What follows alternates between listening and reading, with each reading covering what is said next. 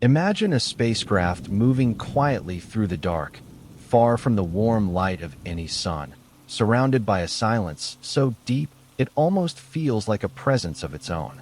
There are no engines roaring, no flames cutting through the sky, only a steady drift through an endless ocean of stars. The ship does not move the way a car or plane moves. It glides, weightless and slow, carried by the last whisper of its launch, obeying laws that never hurry and never stop. From inside, the view is steady and vast, filled with distant points of light that never seem to change their position, yet each one holds entire systems, planets, and possibilities. It is not a scene of danger or adventure, but of deep stillness, the kind that draws the mind inward and slows the rhythm of thought until it becomes calm. In this quiet space, there is no sound except for the gentle hum of machinery keeping everything alive. Small systems whisper through their cycles, moving air through filters, circulating water, balancing temperature, and checking oxygen levels again and again. Each motion happens in silence, a routine so steady that it fades into the background, like the rhythm of a heartbeat you only notice when it stops. The ship's lights are soft, not bright or harsh, illuminating panels of brushed metal, screens that dim automatically to protect tired eyes, and windows that look out into the soft shimmer of the Milky Way. There are no blinking neon colors, no flashes of excitement, just a continuous, dependable presence. Every part of the ship feels designed for patience, for time measured not in hours, but in long stretches of thought and stillness. Outside, the distances are almost beyond imagining. The nearest star lies more than 4 light years away, over 23 trillion miles of space separating one warm sun from another. Between them stretches a darkness that is not empty, but filled with faint particles, old light, and magnetic fields too subtle for the eye to see. Out there, space is not a cold vacuum, but a quiet sea of unseen energy, calm and unhurried.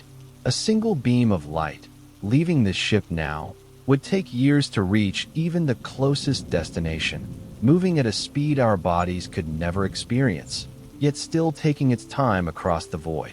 It is strange and humbling to realize that light, the fastest thing we know, moves at a pace that still feels slow when measured against the size of the cosmos. Inside the ship, time feels different. There are no sunrises or sunsets, only cycles of light and darkness that mimic the rhythm of Earth. The crew, or perhaps the single traveler, lives by quiet routines, waking, eating, checking systems, recording data, and then resting again. Outside, stars do not rise or fall, and their slow drift through the windows happens across months or years. The stars themselves seem eternal, almost still, yet every one of them is moving at tens of thousands of miles per hour. The human mind cannot easily feel that motion, because everything here happens on scales so large that movement looks like stillness. It is a world where patience becomes the only natural way of being, where speed no longer feels important, and where even thought itself begins to slow down into long, gentle waves. From a distance, this ship would be invisible. It reflects almost no light, leaving only a faint outline against the darkness, a glimmer seen only by the rare flash of a passing particle. It carries no bright trail, no exhaust, and no sign of heat that could reveal it to an observer. It exists between light and shadow, surviving through quiet efficiency, not strength. If you could look closer, you might see a few faint shapes, solar panels stretched like wings, radiators glowing softly with waste heat, and a small central core where life and machinery share a fragile balance. Everything is made for endurance, not speed. The materials are built to last for decades or even centuries, not for power, but for silence, reliability, and calm continuation. The emptiness outside is not frightening. It does not threaten or call. It simply exists, immense and unchanging. The human imagination often fills such spaces with monsters or mystery, but reality is gentler. Space does not chase or judge, it simply waits. It allows every traveler to move at their own pace, offering neither help nor harm. The darkness is not the enemy of light, but its companion, allowing every distant star to shine more clearly, each one surrounded by its own sphere of quiet dignity. When the engines rest and the ship drifts without motion, the silence of space is complete, a silence that feels alive and endless at once. In moments like these, it is easy to think about the difference between imagination and truth. In stories and films, interstellar travel often looks effortless, filled with glowing controls and sounds that echo in the void. Ships leap from star to star, their journeys compressed into seconds, their crews moving with confidence and clarity. But in reality, the universe moves at a slower, more deliberate rhythm. Every mile crossed, every ounce of fuel burned, and every breath taken must be accounted for. Real travel between stars would not be a leap but a drift, a long, careful motion through vastness that never changes its pace. Science fiction gives us the dream, but physics gives us the truth. Space is beautiful, but it asks for patience. The stars themselves do not care whether we reach them quickly or slowly. They have existed for billions of years, forming and fading in cycles that make human lifetimes seem like flickers. From the window of a spacecraft, their light arrives unchanged, steady, and ancient. Each one carries the memory of its own formation, the quiet story of hydrogen and gravity written in brightness and heat. When we look at them, we are seeing the past directly. The light that touches our eyes now left those stars before any of us existed. Traveling between them means moving not only across distance, but across time itself. The mind relaxes when it accepts that truth, because there is no rush. The stars are not going anywhere. Inside, the traveler adjusts small instruments and glances at soft displays, each one glowing gently against the darkness. The readings change slowly, never dramatic, never alarming, just steady data confirming that all systems remain within their limits.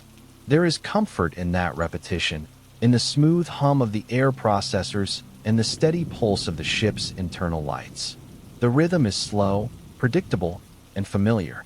It mirrors the breathing of someone drifting toward sleep, where each inhale and exhale comes with less effort, where the boundaries between awareness and dreaming begin to blur. In that rhythm, the mind can rest, because everything that matters is already in motion and nothing needs to be done. The spacecraft is a quiet reminder that progress in the universe rarely happens in leaps. It happens in steady movements, tiny corrections, and long stretches of waiting. Between stars, patience is not just a virtue, it is survival. Every journey begins with an understanding of limits, of what energy can and cannot do, of how much distance really means when measured in miles rather than minutes. The farther we imagine going, the more we realize how small we truly are, yet how persistent our curiosity remains. In this gentle understanding, the dream of interstellar travel becomes less about conquest and more about connection, about listening to the silence of space and learning from its calm. As the ship continues forward, its movement is almost imperceptible, but still, it moves. It follows its path with quiet certainty, guided by navigation systems that never sleep, checked and rechecked by programs built to last longer than any single lifetime. The stars ahead do not seem closer, and yet the ship continues, because motion itself has meaning. In the emptiness between worlds, progress is measured not in visible distance, but in faith, the quiet, mathematical confidence that forward is still forward, even when nothing seems to change. And so, the ship moves on, carrying its fragile cargo of life and thought through a universe that feels infinite, timeless, and utterly calm. This is not science fiction, and it is not a dream. It is the reality of what interstellar travel might truly be: patient, silent, and endless in scope. The vastness of the cosmos asks for respect, not excitement. Every star, every distant glow, becomes part of a great stillness that invites reflection more than adventure. As you picture this scene, you might feel your own thoughts begin to drift, slowing to the same pace as the ship itself. The universe is immense, yes, but it is also peaceful. It holds everything within it: light, darkness, time, and the quiet rhythm of motion that never ends. And in that rhythm, there is no fear, only calm acceptance of how beautifully complex and endlessly patient the cosmos can be. As you listen to the steady rhythm of this story, allow your body to settle a little more deeply into comfort. Feel the weight of the day begin to drift away, like a spacecraft releasing the last traces of atmosphere as it leaves the Earth behind. You are not rushing anywhere right now, and there is nothing demanding your attention. The universe outside is calm, patient, and so are you. Your breathing can slow just a little, soft and natural, like the quiet circulation of air inside a cabin drifting through the stars. Each breath is enough. You don't need to change anything, only to notice the small, steady movement of air coming and going, as smooth and dependable as the orbit of a planet. In this moment, the world can wait. You are safe where you are, and everything beyond you is quiet and distant. If you are sitting, let your back rest gently against the chair or the wall behind you. Feel the slow pull of gravity holding you in place, reminding you that you belong here, on this small, steady world beneath your feet. If you are lying down, notice how the surface beneath you supports every part of your body. The muscles in your neck, your shoulders, your arms, and your legs do not need to hold anything anymore. They can rest. They can soften one by one, like systems shutting down after a long day's work. Imagine that inside your body, millions of small processes continue quietly, taking care of everything without any need for your effort. Your heart beats at its natural pace. Your lungs move gently. Your mind begins to slow its turning. Everything that needs to happen is happening. You can simply let go. In the soft light of your imagination, picture once again that small spacecraft drifting quietly through the great black sea of interstellar space. It doesn't need to push against anything or prove anything. It moves because it has momentum, because it began long ago and now continues without resistance. You, too, can move through this evening in the same quiet way, without struggle, without urgency. There is no race here. There is no goal that must be reached before you rest. There is only time, vast and calm, stretching out ahead like the dark distance between stars. The ship glides, and you breathe. The ship drifts, and your thoughts drift too, moving more slowly, more peacefully, with each passing moment. The sound of your own breathing can be the anchor that keeps you gently connected. If your thoughts wander away, that's perfectly fine. You can always come back to the simple feeling of air entering your body and leaving again, effortless and smooth. The space around you might seem larger now, quieter. Imagine it filled not with noise, but with stillness, the same kind of stillness that fills the universe beyond our planet. When astronauts describe what they see outside their windows, they often speak of how silent it is, how that silence feels alive. It isn't empty, they say, it's full of calm.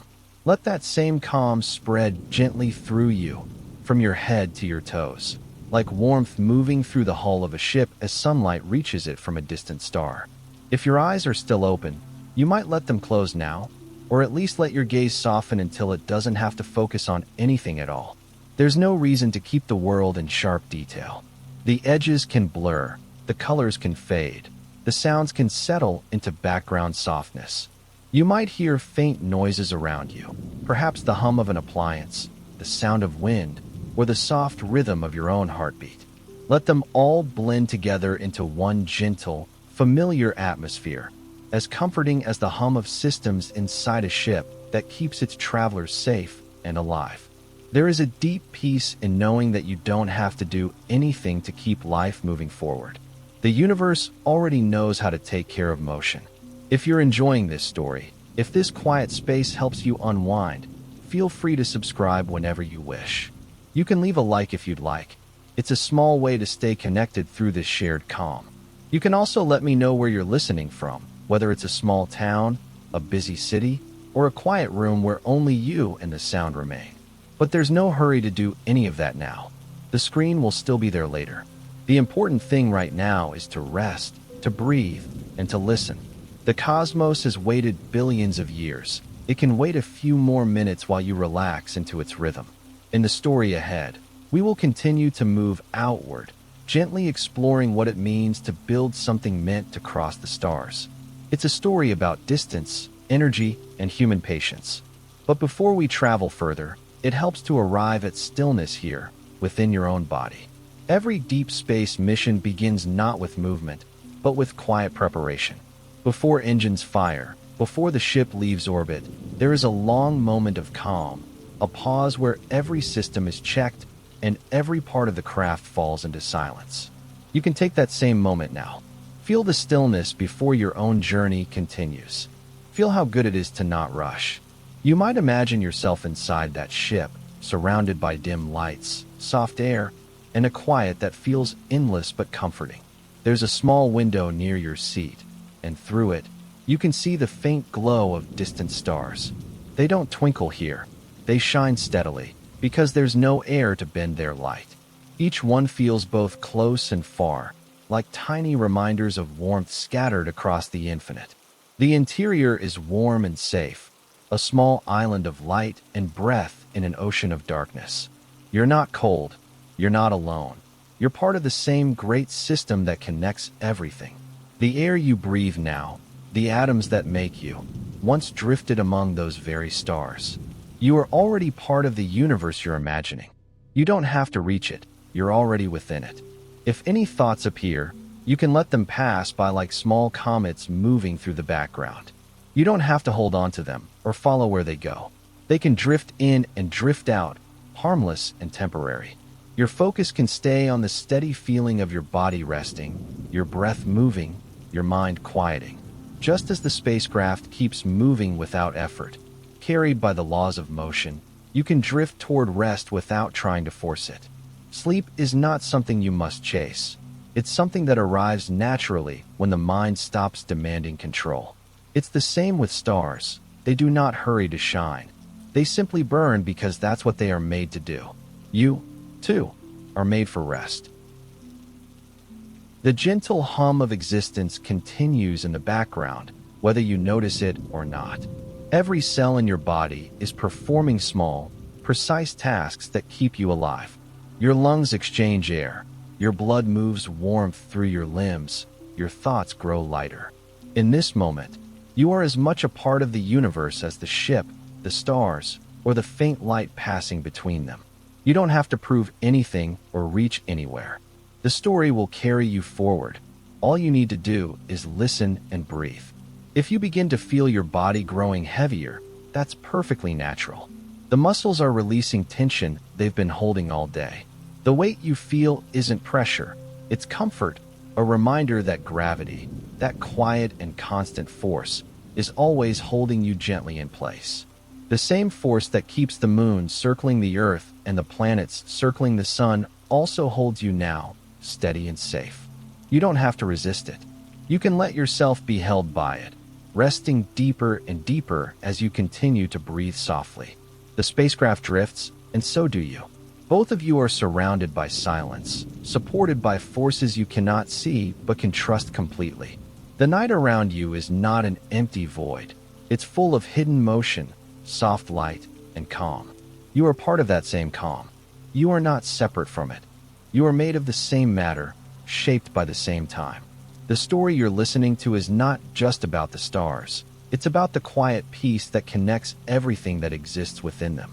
And so, before we travel farther, before we think of engines or distances or the long challenges of the stars, take a moment to arrive fully here. Feel your breath. Feel the air. Feel the quiet that stretches inside you and around you. Nothing is required of you now except stillness. The ship moves without strain. You can rest without effort. There is only calm. There is only space. There is only you, breathing, in rhythm with the great silence beyond the earth. Tonight, we begin to understand why building an interstellar spaceship is not only a dream of technology, but a question of patience, scale, and human endurance. The idea sounds simple enough at first. Take a spacecraft, make it stronger, faster, and smarter, and send it toward another star. It feels like a natural step after the moon landings, after the space station, after the long journeys of the Voyager probes. We already send machines to other planets. We have traveled beyond the Earth's orbit and looked back at our blue world from afar. It seems logical that we could go farther still. Yet when we stop to measure what farther really means in the language of the universe, everything changes. The numbers grow beyond comfort. The nearest star, Proxima Centauri, is more than 4 light-years away. That is a distance of about 23 trillion miles, a number so large it loses its meaning. If you were to travel at the same speed as one of our fastest spacecraft, the Voyager 1 probe, which moves at about 38,000 miles per hour, it would still take over 70,000 years to reach that star. Suddenly, we begin to see that interstellar travel is not just an extension of spaceflight. It is a leap across time itself. Every step of the journey from Earth to the edge of the solar system has already shown us how space stretches out in ways the human mind struggles to imagine. Between the planets are millions of miles of emptiness, yet we can cross those distances in months or years with the help of modern propulsion and precise guidance. But the space between stars is another kind of vastness altogether. It is so large that even light, moving at 186,000 miles per second, takes years to cross it. When we imagine sending a human being across that expanse, we are really imagining a small pocket of life drifting for centuries through darkness. That image alone changes the tone of what exploration means. It is not an adventure of action, but one of patience, resilience, and quiet continuation. It becomes a story not only of science, but of survival. The problem begins with scale. Our technology, powerful as it seems, was built for smaller systems, moons, planets, orbits that can be reached within days, weeks, or months. The International Space Station circles the Earth every 90 minutes. The Moon sits just over 200,000 miles away, and Mars, at its closest, is less than 40 million miles from us. These are impressive distances, but they are still humanly measurable. We can imagine a journey that long because we can count it in days and years. But 23 trillion miles cannot be counted in the same way. It is a distance that belongs to the stars, not to the world of living beings. And when our imagination tries to cross it, we begin to understand that the limits of technology are only one part of the challenge. The limits of our patience, biology, and time are the rest. The human desire to reach the stars has always been part of our nature. From the earliest days of the telescope to the glowing screens of modern observatories, we have watched the night sky and wondered what it would take to go there. Each generation has extended the reach of that dream a little farther. The Apollo missions proved we could leave Earth and return. The robotic explorers, Voyager, Cassini, New Horizons, proved we could send our machines to the edge of the solar system. But even those missions, which seem impossibly distant, have not yet left the neighborhood of our sun Voyager 1, now traveling in interstellar space, still has not come close to another star. And in the lifetime of, even if we turn away from human passengers and imagine a robotic mission instead, the challenge remains. Machines also face the limits of power, wear, and communication. A signal sent across 4 light-years takes 4 years to arrive, and another 4 years for a response to return. Every command, every correction, every update would move at the pace of light, which on a cosmic scale is still slow. A spacecraft in interstellar space would have to make its own decisions, operating more like a living organism than a simple machine. Its systems would need to adapt to unknown conditions, to detect and repair damage, and to continue functioning in the absence of direct control. In essence, it would have to become independent, a self-contained intelligence drifting through emptiness. When scientists and engineers consider this kind of mission, they quickly discover that the obstacles are not only about speed or energy, they are about endurance. To build something that lasts for centuries, every component must survive the slow erosion of time, radiation, and cold. Metal expands and contracts. Electronics degrade. Even memory, digital or human, fades. To maintain a stable environment across generations or decades, the ship must achieve a kind of balance that we rarely see on Earth. where everything is designed for renewal and repair. In deep space, there is no spare part, no resupply ship, no quick fix. Every failure becomes final unless the system can heal itself. The dream of interstellar travel becomes, in this way, a dream of perfect reliability, something nature achieves through evolution, but that human machines still struggle to match. It is important to understand that none of this makes the dream impossible. It simply reveals the truth of its scale. Every challenge we meet in science begins as something that looks unreachable. The difference between the impossible and the eventual is often just time, effort, and a quiet acceptance of how slow progress can be. But as we continue to explore the idea of interstellar travel, it becomes clear that distance itself is not the only wall. The more we learn about what such a journey requires, the more we realize how the universe shapes our expectations. The speed of light, the coldness of space, the fragility of life. These are not obstacles meant to stop us. They are the conditions of reality, the natural limits within which all things exist. They remind us that the cosmos does not bend to our will. It invites us to adapt to its pace instead. And so, this is where our exploration truly begins. Not with engines or rockets, but with understanding. The question is not only how to reach another star, but how to survive the attempt. What kind of ship could move through such darkness for so long? How could it hold together the fragile requirements of life, motion, and memory over distances so vast that they make our entire solar system look small? These questions reach beyond engineering. They touch on patience, endurance, and even philosophy. They ask what it means to create something meant to outlive its makers, to travel through space and time with no guarantee of return. As we move deeper into this reflection, we can feel the slow rhythm of the universe beneath it. The stars are not rushing anywhere. They burn quietly, each at its own pace, sustained by forces that have balanced themselves for billions of years. Our ships, our technology, and our dreams exist within that same rhythm.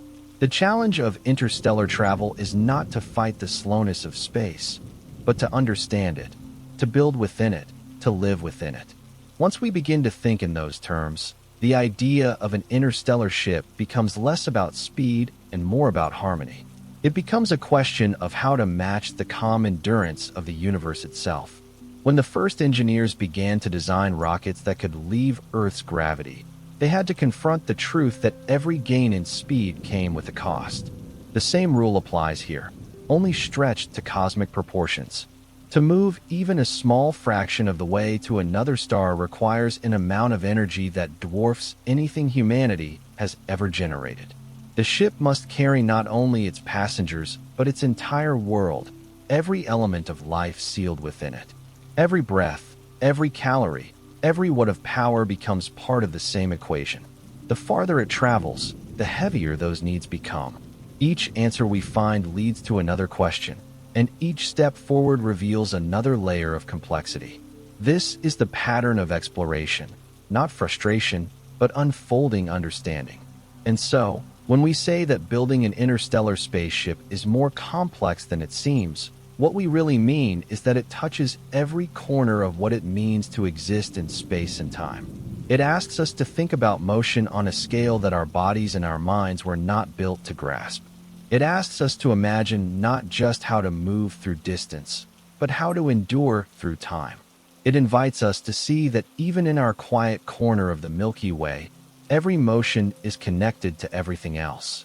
The challenge is not about defeating nature, but about learning from it, about moving gently, patiently, within the quiet laws that have shaped the stars themselves. Slowly, this leads us to the first major obstacle, the one that sits at the foundation of every other problem, the physical limits of motion, energy, and distance. Before we can talk about fuel, life support, or the dangers of radiation, we must begin with the most basic question of all. How fast can we really go? And what does it truly cost to move between the stars? That question, simple on its surface, is where the dream begins to meet reality. And in the slow unfolding of that reality, the universe itself becomes our patient teacher. The first and deepest challenge of interstellar travel is movement itself.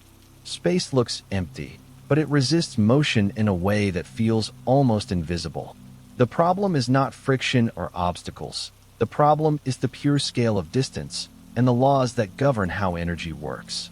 Every object that moves through space carries its own momentum, and every increase in speed requires an equal and opposite price in energy.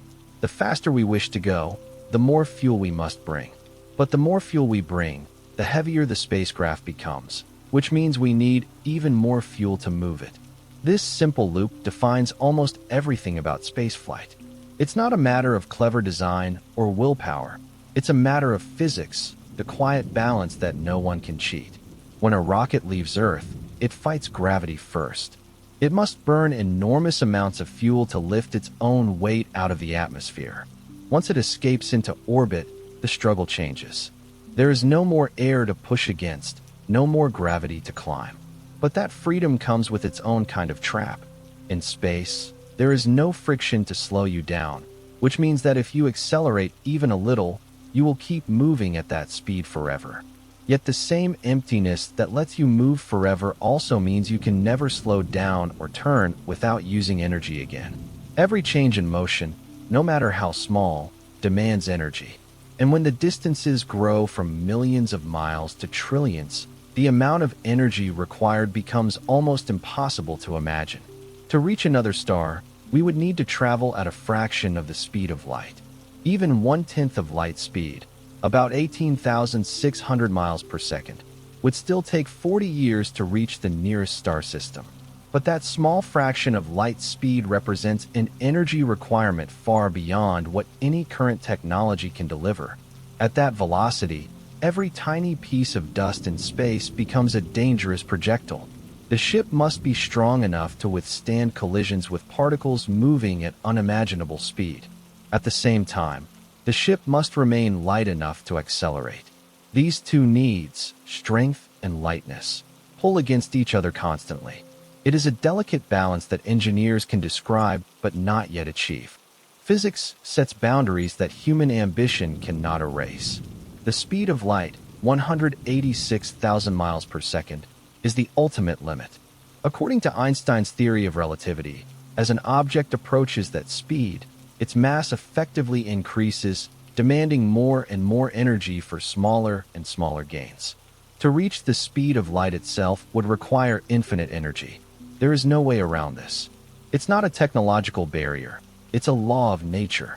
Even a ship traveling at half that speed would require an amount of energy greater than all the power humanity has ever produced in its entire history. For now, we live in a slower universe, where motion takes time, and every journey is measured not just in miles, but in patience. The spacecraft we know today, Voyager, New Horizons, the Parker Solar Probe, move fast by human standards, but slow by cosmic ones.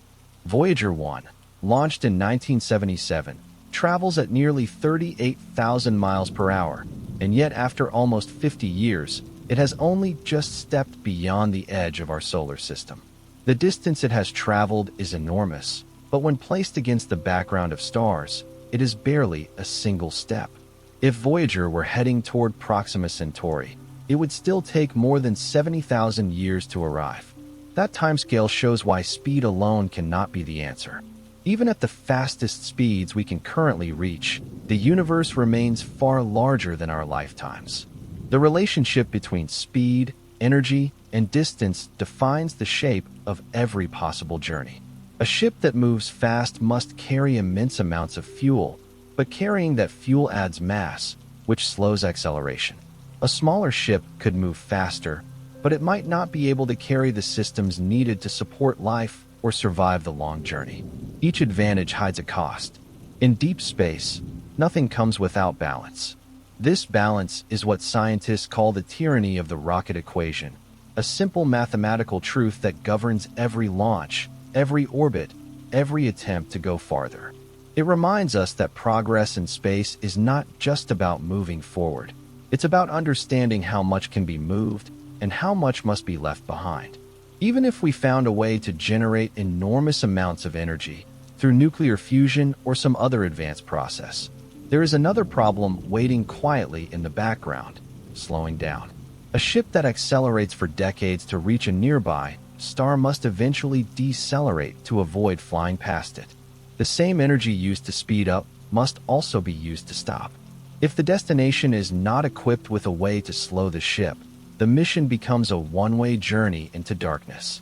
It is easy to imagine starting such a trip, but far harder to imagine completing it. Every second of acceleration writes a promise that must be repaid with equal deceleration later. That is the rhythm of motion in space, the eternal symmetry of physics. For now, our spacecraft rely on chemical reactions for propulsion, the same kind of controlled explosions that lifted the Saturn V rockets toward the moon. These fuels are powerful but limited. They carry only a small fraction of the energy we would need to reach another star. Nuclear power, in theory, could offer far greater efficiency, but it also brings new challenges: weight, safety, and the difficulty of managing radiation in a confined environment. Electric propulsion, such as ion engines, offers high efficiency at low thrust, slowly accelerating a spacecraft over long periods of time. But even these advanced engines are slow when measured against interstellar distance. Each idea we explore feels like a door that opens only halfway. It shows us what might work in theory, but not yet in practice. If we step back and look at the bigger picture, the limits of speed begin to feel less like a wall and more like a natural rhythm of the universe. The stars are not arranged for quick travel. They are spread out, each one sitting in its own quiet neighborhood of emptiness. This spacing allows them to exist without constant collision or interference. It creates a cosmos where everything has room to move, but where distance becomes part of the structure itself. The slowness of interstellar travel is not an accident, it is part of the design. It reminds us that space is not built for human convenience. It is built for balance. In a way, this balance protects us. If it were easy to reach the stars, the sky would be filled with travelers. Every civilization might collide with every other, and the night would lose its silence. The vast distances preserve that stillness, giving each world time to grow and evolve without. Still, the human mind cannot help but imagine motion beyond those limits. Concepts like the warp drive or wormholes appear again and again in science fiction, offering ways to fold or bend space instead of crossing it.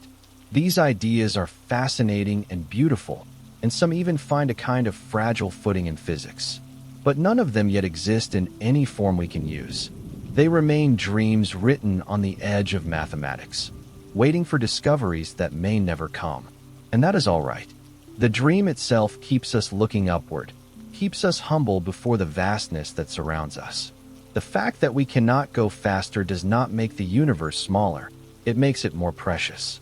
In practical terms, the limitation of speed defines how we must think about everything else, about energy, fuel, and the systems that sustain life. Before we can even plan those details, we must accept how slow the journey will be. An interstellar mission would take generations. It would require a ship that can live in balance with itself, with systems that last longer than their creators. Every choice in its design would come from an understanding of the limits we cannot break. That understanding is not defeat.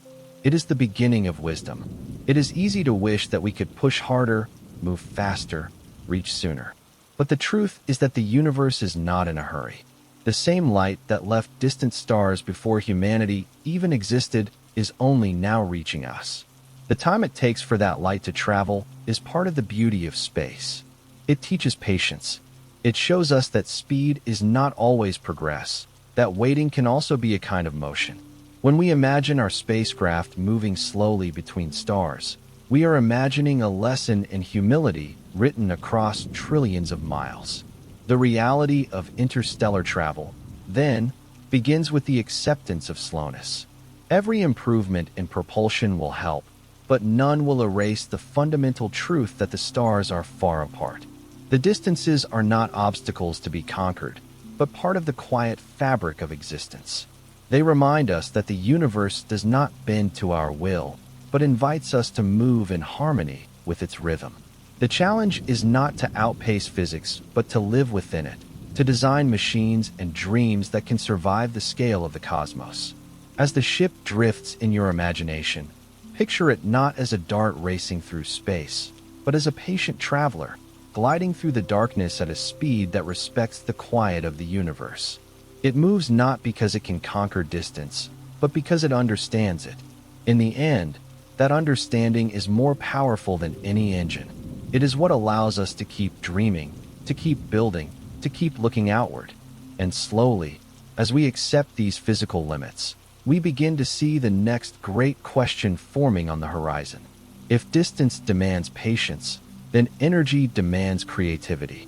To move through space at all, we must find ways to store and use power more wisely than ever before. We must learn to live with scarcity in a place that offers no resupply, no sunlight for solar panels, no wind to turn turbines. The next challenge, quietly waiting beyond this one, is how to feed the hunger of motion itself, how to fuel a journey that has no end in sight. To move across the silent distances between stars, a spacecraft must carry with it the one thing the universe never freely gives: usable energy. In the emptiness between suns, there is light, but it is faint and thin. There is heat, but spread so widely that it can never warm. There are particles, but too few to push against or draw power from. A ship that travels between the stars cannot depend on the environment around it. It must bring its energy with it, sealed within its hull, prepared for every moment of the journey ahead. This simple truth shapes everything about the design of an interstellar spacecraft. Every pound of mass, every watt of power, every ounce of fuel becomes part of a delicate equation. The balance between energy and motion defines whether the ship can travel at all and how long it can survive once it does. The heart of the problem is energy density, the amount of usable power contained within a given amount of fuel. Chemical fuels, like those that launch rockets from Earth, carry very little energy for their weight when viewed on a cosmic scale. The giant rockets that leave our planet, like the Saturn V that once carried astronauts to the moon, burn almost all of their mass as fuel just to lift a small capsule and a handful of people into space. For an interstellar ship, that kind of efficiency would never be enough. If a rocket used chemical fuel to try to reach another star, it would need more fuel than could fit inside all the oceans on Earth just to accelerate and then slow down again. The more we think about it, the more we see how our familiar technologies, impressive as they are, belong only to the neighborhood of our sun. Beyond that, we need something different, something that can hold far more energy in a far smaller space. Scientists have long looked toward nuclear reactions as the next step. Fission, the process that powers current nuclear reactors, releases millions of times more energy per reaction than chemical combustion. Fusion, the process that powers the stars themselves, would release even more. A fusion-powered spacecraft would use the same principle that keeps our sun shining, combining light elements like hydrogen to release vast amounts of energy. In theory, it could provide continuous thrust for years or even decades, slowly pushing the ship faster and faster until it reached a significant fraction of the speed of light. But in practice, fusion remains beyond our control. On Earth, even our best experiments struggle to produce stable, sustained fusion reactions that yield more energy than they consume. To build a system small, light, and reliable enough to fit on a ship and run for generations is a dream that still lies in the future. Even if we managed to build such a reactor, we would face the next quiet challenge: waste heat. In space, there is no air to carry heat away, no water to cool a reactor, no wind to help radiate energy. Every watt of power that is used inside the ship, every bit of heat created by its engines or electronics, must be released slowly into the vacuum by radiators. These radiators would stretch like thin wings across the ship, glowing faintly with warmth, turning waste energy into infrared light that slips away into the cold. The larger the ship's power systems, the larger those radiators must be. And the larger they are, the heavier and more fragile the ship becomes. The design of a spacecraft is always a compromise between the power it can generate and the heat it can survive. Too much energy, and the ship cooks itself from within. Too little, and it drifts in darkness, cold and silent.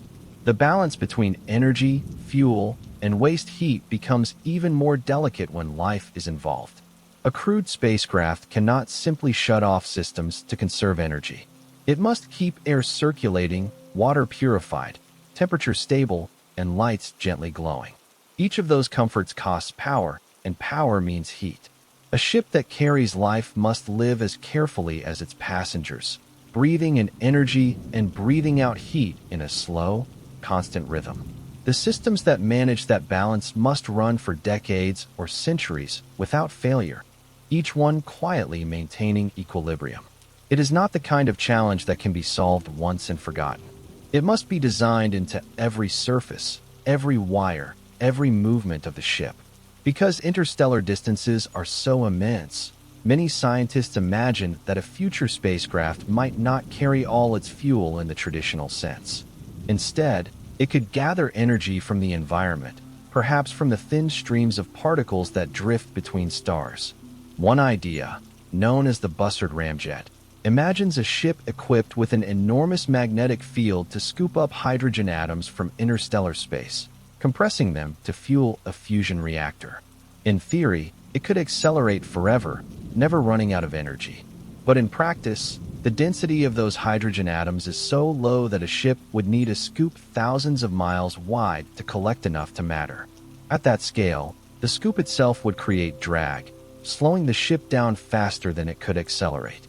It is a beautiful idea, but for now, it belongs more to imagination than engineering. Another possibility is to use energy beamed from home.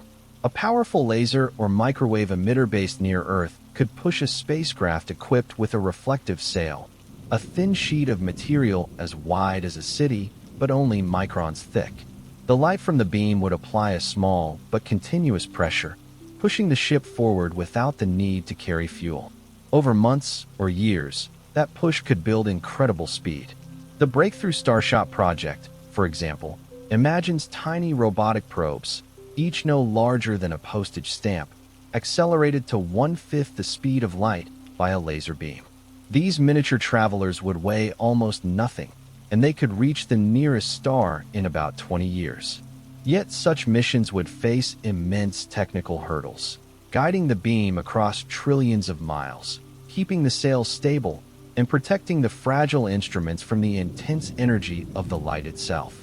The idea remains possible, but fragile, like a thought half-formed between dream and reality. For larger, crewed missions, such delicate methods may never be enough. Human beings need space, air, food, and water, all of which add weight. A ship designed to carry generations of travelers would need enormous amounts of energy to sustain motion, even at modest speeds. That means heavy power systems, heavy fuel, and heavy shielding. The ship itself becomes a world, and every world must find its own balance of energy. In that sense, an interstellar spacecraft would not just be a machine. It would be an ecosystem, alive in its own quiet way, exchanging heat, light, and fuel in endless cycles.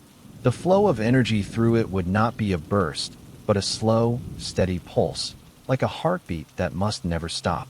When we think of such systems, it becomes clear that the true challenge is not raw power, but endurance. On Earth, power can be turned off and on again. In space, a single failure can mean the end of everything. Energy must be not only abundant, but stable, controllable, and continuous. That continuity defines survival. The longer we look at the problem, the more we see that the search for energy in deep space is not about finding more. It is about learning to use less, to recycle perfectly, to live in balance. The most advanced power system in the universe may not be one that burns brightest, but one that burns most gently. Heat, the quiet companion of energy, is one of the few things in space that cannot be ignored. Every process creates it, and every ship must find a way to let it go. Too much heat can damage systems, warp metal, and make survival impossible.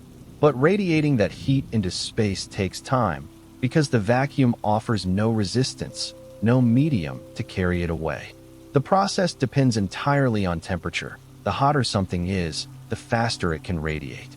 This is why spacecraft sometimes glow in infrared light, even when they appear dark to human eyes. They are not cold. They are releasing the warmth that keeps them alive. In a strange way, every ship becomes a small, artificial star, shining faintly, not from fusion, but from the slow exhale of energy into darkness. All of this reminds us that energy in space is not simply a technical issue. It is a story about limits. The universe is full of power, yet almost all of it lies out of reach. Stars burn with unimaginable energy, but they are too far away to touch. Cosmic rays race across the galaxy, but they are too scattered to harness. What we can use must be carried with us, stored carefully, and guarded like water in a desert. Each spark becomes precious, each what must serve a purpose. It is not a place for waste. The emptiness between stars teaches the same lesson again and again. To survive here, one must learn to live quietly, efficiently, with deep respect for the balance of energy and heat. If we were to imagine standing inside an interstellar ship, we might hear the soft hum of generators and the faint vibration of heat radiators stretching into the cold. There would be no roaring engines, no flicker of flames, only steady, controlled processes running endlessly. The crew, if there were one, would know that every light they see and every warm breath they take depends on systems that must never fail. Even a small miscalculation could unbalance the cycle, causing heat to build or energy to drop. That quiet awareness would be constant, a kind of partnership between human and machine, both dependent on the same careful rhythm of fuel, power, and release. In the end, energy defines not just how far we can go, but how we must live while going there. It shapes the size of our ship, the length of our journey, and the way we design every system within it. To dream of interstellar travel is to dream of mastering that balance, of creating a vessel so patient and so precise that it can sustain motion for centuries without pause. It is not a story of speed or strength, but of harmony. Each part of the ship must support the others, and every bit of energy must find its place. Even now, as we test small engines and study new forms of power, we are learning from this lesson. We are learning that energy is not infinite, that waste must be managed, and that the universe rewards efficiency. Perhaps the technology of the future will find ways to unlock fusion or to gather light from distant stars. Perhaps one day our ships will glide quietly between worlds, powered by forces that mimic the stars themselves. But even then, the rule will remain the same. Energy must flow, heat must escape, and balance must be kept. And so, in this calm understanding, we see that energy is both the heart and the limit of interstellar travel. It drives every dream we have of the stars, and it defines the pace at which those dreams unfold. Slowly, we come to accept that before we can think about life, about people, about the fragile spark of humanity traveling through the void, we must first learn to carry and protect the energy that makes life possible.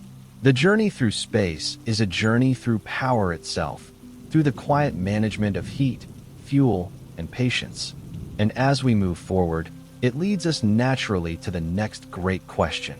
If we ever carry people across those dark distances, how will we keep them alive, breathing, and safe for all the long years between the stars?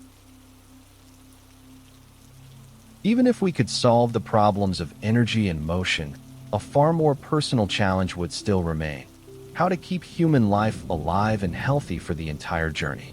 A spacecraft is not only a machine that moves, it is a living environment, a small and fragile world sealed against the cold vacuum of space.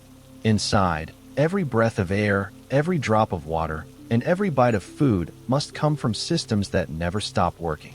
There is no natural rain, no wind, no soil, and no sunlight strong enough to grow crops.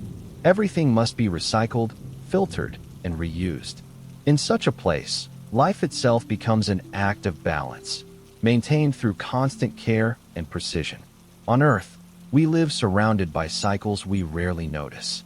The air we breathe is cleaned by plants and oceans. The water we drink travels through rivers and rain, and the food we eat grows in endless soil nourished by the planet's energy. These cycles are vast and forgiving. If something breaks, nature restores it over time. In a spacecraft, those same cycles must be recreated inside metal walls only a few inches thick. Every molecule of oxygen must be trapped, reused, and renewed. Every drop of water must be cleaned until it can be used again. There is no room for waste, no room for mistakes. The closed system must work as perfectly as nature, but without the vastness or time that nature has. It must be both mechanical and biological, precise and alive. Air is the first necessity. The human body can survive weeks without food, days without water, but only minutes without air. Inside a spacecraft, oxygen cannot be taken for granted. It is produced either by splitting water molecules into hydrogen and oxygen or by recycling the air that has already been breathed. Carbon dioxide must be constantly removed, or it will slowly poison the crew. On the International Space Station, this process happens through careful chemical reactions and machines that scrub the air again and again. But for an interstellar voyage lasting decades or centuries, these systems would need to be nearly perfect. They would need to repair themselves, replace their filters, and adjust automatically to every small change in temperature or pressure. A single failure could endanger everything. There would be no mission control to call for help, no quick supply ship to bring replacements. The air system would have to become almost alive, constantly aware, constantly adapting. Water is the next silent challenge.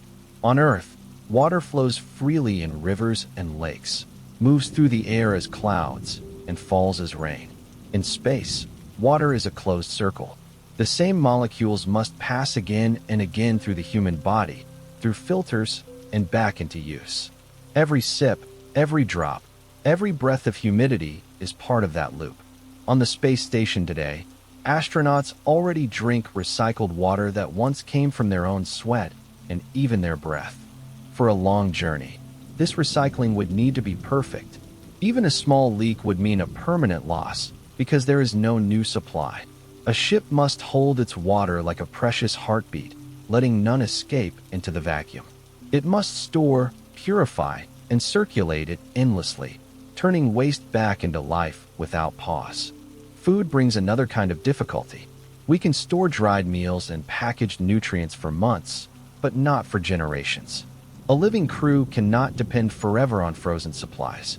Sooner or later, the ship would need to grow its own food, small gardens of edible plants, illuminated by artificial light, nourished by recycled waste. These gardens would not only provide nutrition, but also something far more important: connection. Green life, even in small amounts, can comfort the human mind. Plants produce oxygen, absorb carbon dioxide, and give off the faint smell of earth. In a world of metal and silence, that scent could mean survival not only for the body but for the spirit. Yet farming in space brings its own problems. Soil is heavy and hard to maintain. Light must come from energy systems that must never fail. Microbes, pests, and plant diseases could spread through the closed system if not perfectly controlled.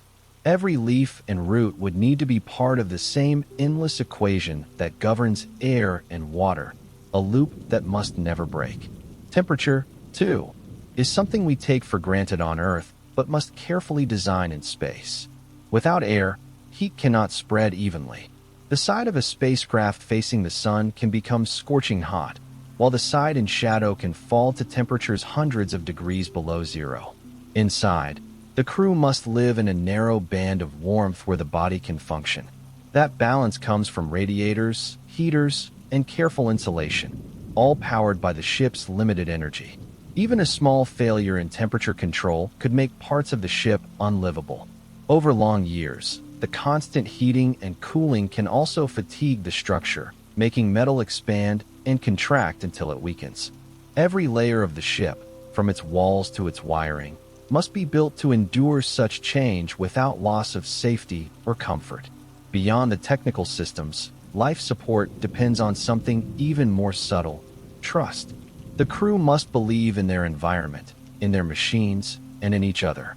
When people live surrounded by the infinite darkness of space, they must feel that the air they breathe will always be there, that the water will always flow, that the lights will always come on. That trust comes from design, but it also comes from routine. On long missions, astronauts today spend hours every day checking systems, replacing filters, and recording small details. Those routines create rhythm, and rhythm creates safety. In a starship, where the mission could last longer than any single human lifetime, those routines would need to become traditions, passed down from one generation to the next.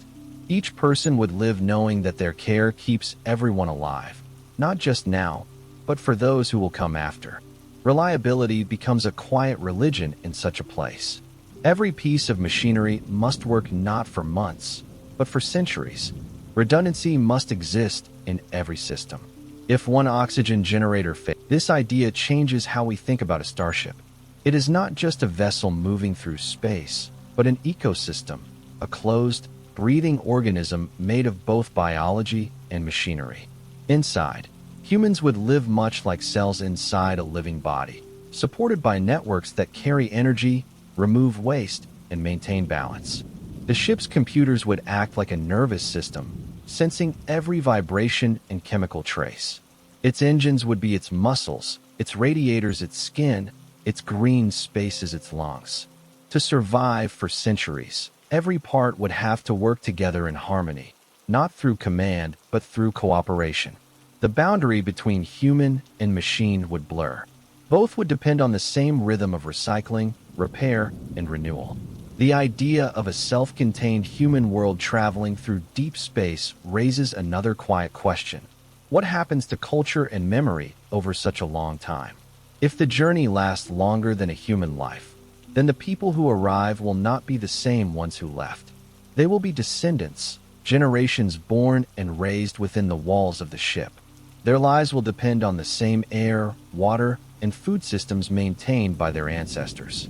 For them, the ship will not be a machine but a home, the only world they know. Keeping those systems running will not be a task but a way of life, woven into daily routines, taught from childhood as both duty and comfort. The story of survival will become their culture, and life support will become their history. This vision may sound distant, but the seeds of it already exist in the small, careful systems of today's spacecraft. On the International Space Station, astronauts rely completely on machines that recycle air, water, and waste. They live in a closed loop, just as any future crew must. They understand that their safety depends on quiet, unseen systems working in balance. The lessons learned there about recycling, conservation, and patience are the foundation of all future journeys. In a sense, every breath taken aboard the station is practice for the long voyage between the stars. The truth of life support in deep space is that it is not only about science. It is about humility. It reminds us that we are creatures of a planet, dependent on air, water, and warmth. No matter how far we travel, those needs follow us. We cannot outgrow them. We can only learn to carry them. A starship that sustains human life must be, at its heart, an imitation of Earth, a small echo of our home world, recreated with care inside walls of metal and plastic. The better we understand our own planet's cycles, the better we will be able to reproduce them elsewhere. In that sense, every lesson about ecology, balance, and conservation on Earth is also a lesson about space. As we imagine this ship gliding slowly between the stars, it helps to picture the quiet routine inside it. Someone checks the oxygen levels. Someone tends to the small gardens. Someone reads data on temperature and pressure. The lights glow softly, marking day and night by habit rather than by the sun outside. The stars do not change, but inside, life continues in a steady rhythm. The crew knows that their world is fragile, but they also know that it works.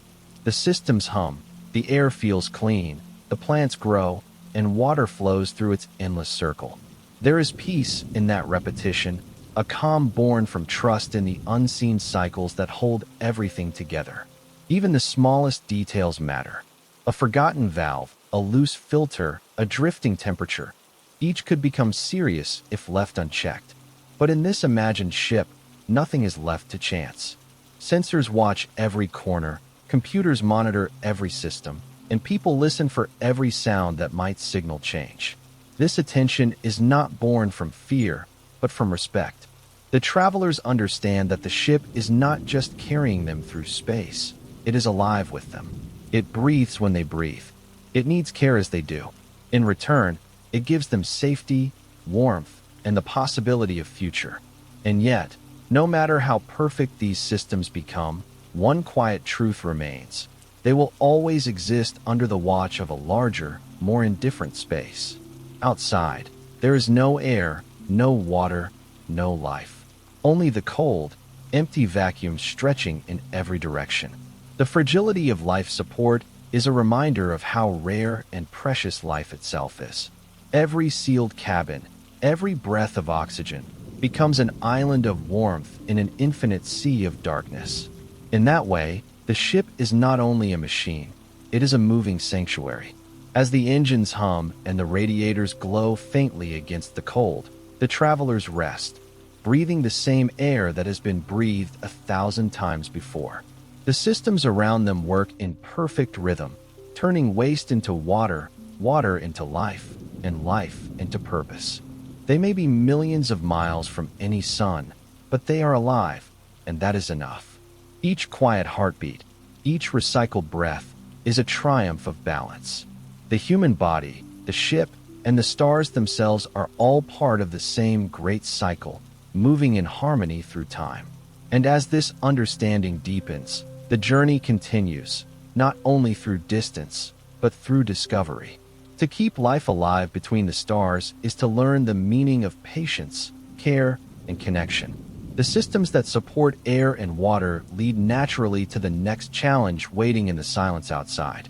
Because even if we learn to sustain life inside the ship, there is still the question of how to protect beyond the protective shell of Earth's magnetic field. Space becomes a sea of invisible energy. Radiation fills the emptiness like a silent wind, carrying particles that move at nearly the speed of light. Some come from the sun, steady streams of protons and electrons flowing outward in the solar wind. Others come from far beyond, born in distant galaxies, exploding stars, and black holes that hurl cosmic rays across the Milky Way. These rays, tiny but powerful, travel for thousands or even millions of years before striking whatever stands in their path. Inside the safety of our atmosphere, we rarely think of them. But in the deep quiet between stars, there is no shield, no sky, no air to slow them. Every spacecraft and every living thing must face them directly. Radiation in space is not like the gentle warmth of sunlight that we feel on our skin. It is energy stripped to its most dangerous form. Some particles are so fast and small that they can pass straight through metal, electronics, and even the cells of the human body. When they do, they can cause damage, breaking molecular bonds, altering DNA, and disrupting the electrical systems that keep machines alive. On short missions, like those to the Moon or the International Space Station, this danger can be managed. Astronauts are shielded by the bulk of the spacecraft, and mission control watches the sun for flares that might send bursts of charged particles toward them. But on a voyage that lasts decades or centuries, radiation is not an occasional hazard. It is a constant presence, patient and relentless. Every piece of the ship must serve as part of its protection. Walls must be thick enough to block or slow the most energetic particles, yet not so heavy that they make the ship impossible to move. Materials like aluminum, carbon composites, and water are often considered, because they absorb radiation better than dense metals that can scatter it into harmful secondary rays. Some designs imagine using the ship's own water or fuel as shielding, wrapping the living areas in layers of fluid that double as protection and resource. In this way, the systems that keep humans alive, air, water, and energy, also guard them from the dangers outside. Yet even with the best materials, shielding has limits. Cosmic rays carry so much energy that no wall can stop them completely. They slip through, one by one, like quiet messengers from distant stars, each leaving a tiny mark on whatever they touch. These small impacts add up over time. The longer a ship travels, the more radiation its systems absorb. Electronics can degrade, their circuits slowly altered by the constant bombardment. Memory chips might lose data, sensors might fail, and delicate instruments might begin to drift from calibration. The crew, if there is one, faces even more delicate risks. Human cells are resilient, capable of repair, but not invincible. Long exposure to radiation increases the risk of illness, genetic mutations, and cancer.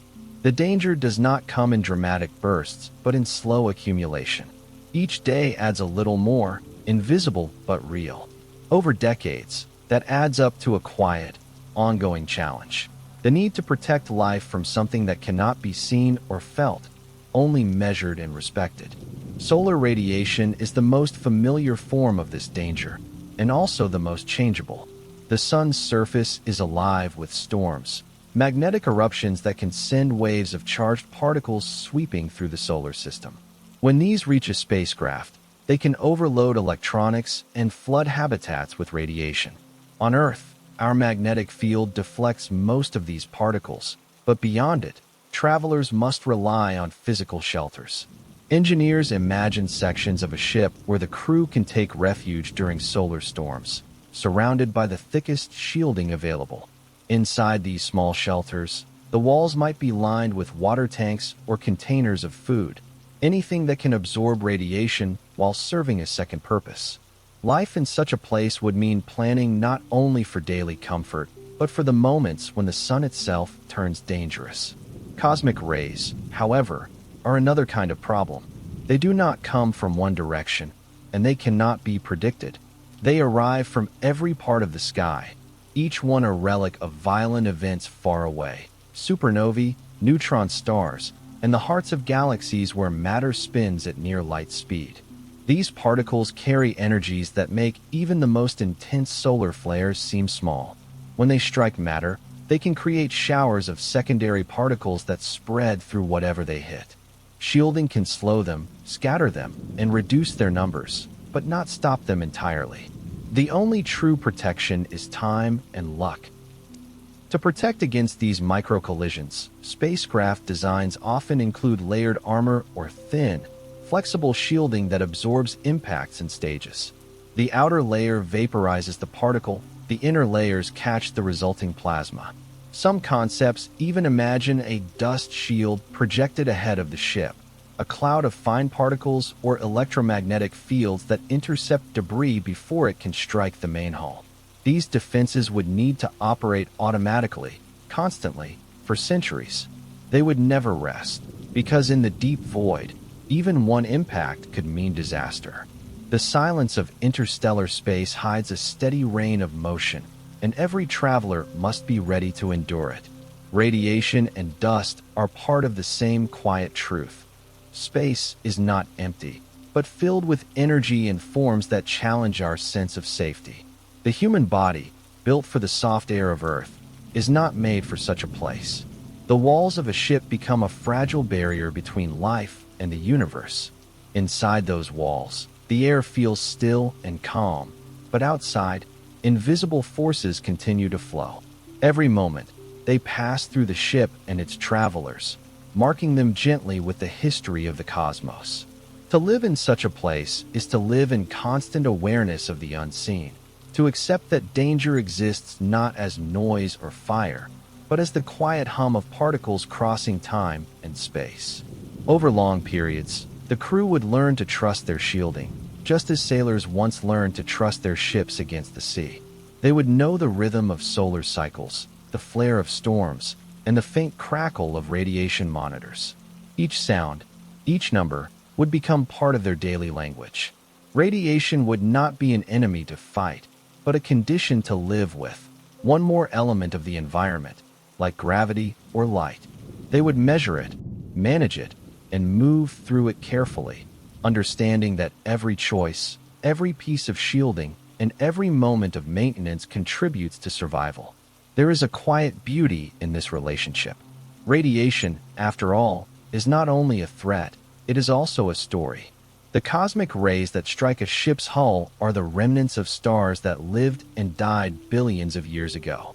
They are traces of creation, carrying the memory of explosions that forged the heavy elements in our bodies.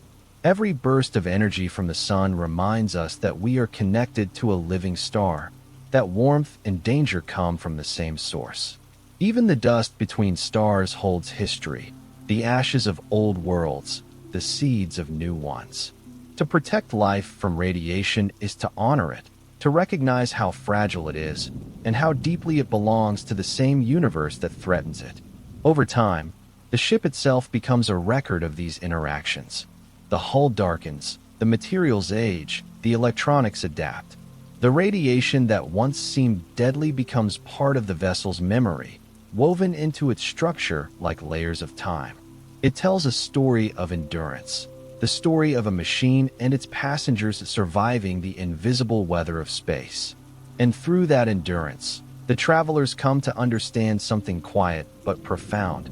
Safety in space is never absolute, but it can be maintained through balance, attention, and patience. Inside the living quarters, the crew might grow used to the soft glow of radiation monitors and the quiet updates from automated systems. The danger outside becomes part of the rhythm of life inside. Just as people on Earth live with sunlight, storms, and seasons, those in space would live with radiation and particles.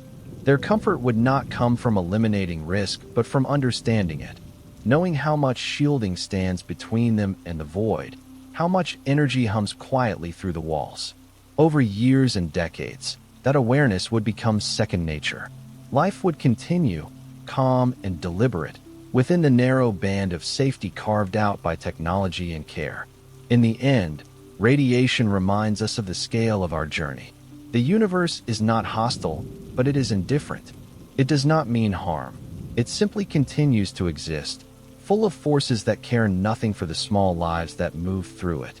To survive within it, we must learn not to fight against that indifference, but to adapt to it, to build our ships and our habits around its steady patterns.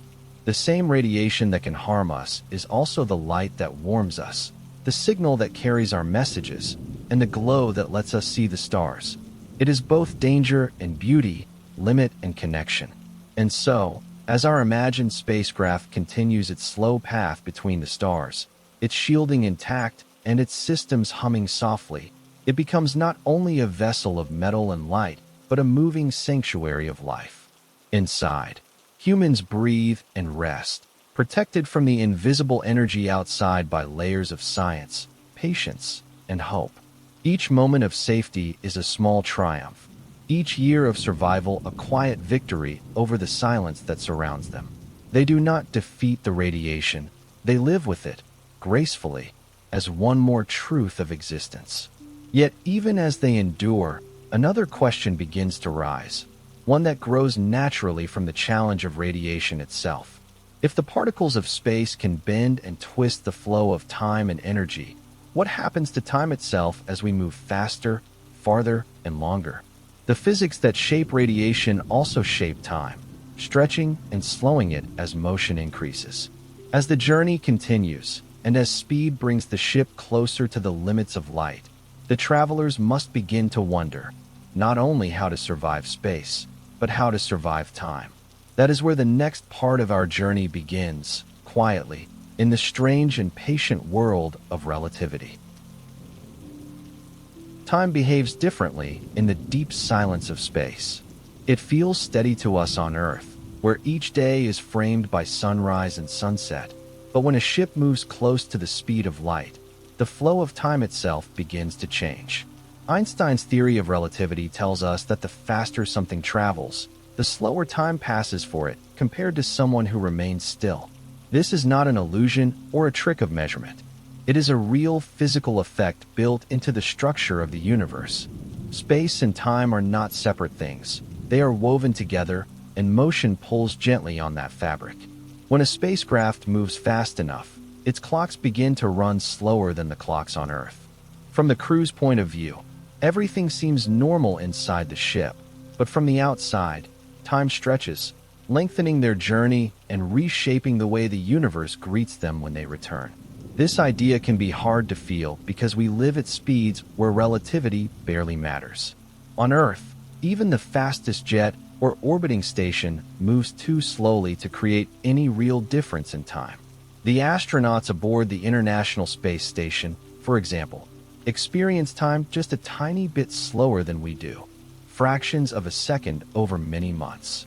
But if a spacecraft were to travel at half the speed of light, or even a tenth, the effect would become far more noticeable. Days inside the ship could pass while years pass outside. The faster the ship goes, the deeper that difference grows, until 1 year for the travelers might equal 10 or 50 or even 100 years on Earth. In the calm, unhurried space between stars, this gentle stretching of time becomes one of the most mysterious and powerful realities we can face.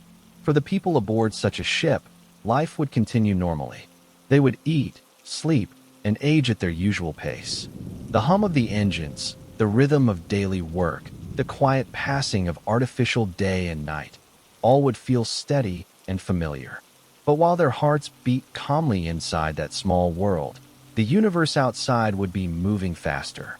Stars would shift slightly in color from the ship's point of view, light from behind growing faint and red, light from ahead brightening into blue. These changes would not be dramatic, but they would be reminders that the ship was not only traveling through space, but also through time in a way the human mind was never built to experience. Communication with Earth would also change. Even at light speed, a signal takes over 4 years to cross the distance to the nearest star. At slower speeds, the delay would be much longer. A simple message from Earth could take decades to arrive, and by the time a reply was sent back, generations might have passed on the home world. The crew would no longer be part of the same timeline as those they left behind. They would exist in a kind of gentle separation, living in a slower stream of time, always looking back toward a past that continued to move without them. For those who dream of exploration, this may be the hardest truth of all, that reaching another star might mean leaving behind not only a place, but an entire era of human history. The relativity of time turns every interstellar voyage into a journey through ages. A ship leaving Earth in 1 century could, in theory, return thousands of years later in Earth's future, even if only a few decades had passed for the crew. The world they left would be gone, replaced by something new.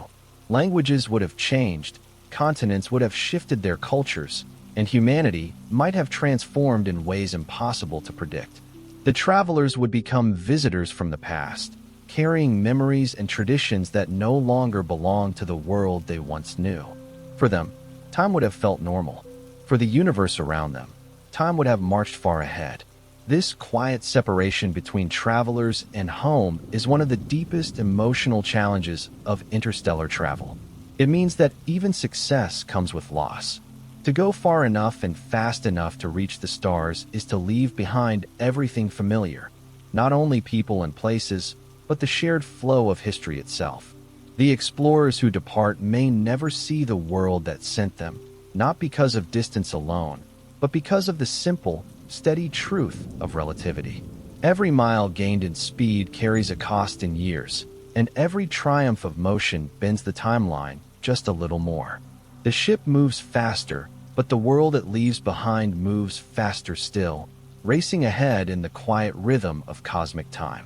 Inside the ship, the passage of time would be marked by the same small rituals that shape human life anywhere. Meals would be eaten, systems checked, stories told. Birthdays might be celebrated by the glow of artificial lights, the stars outside unmoving and eternal.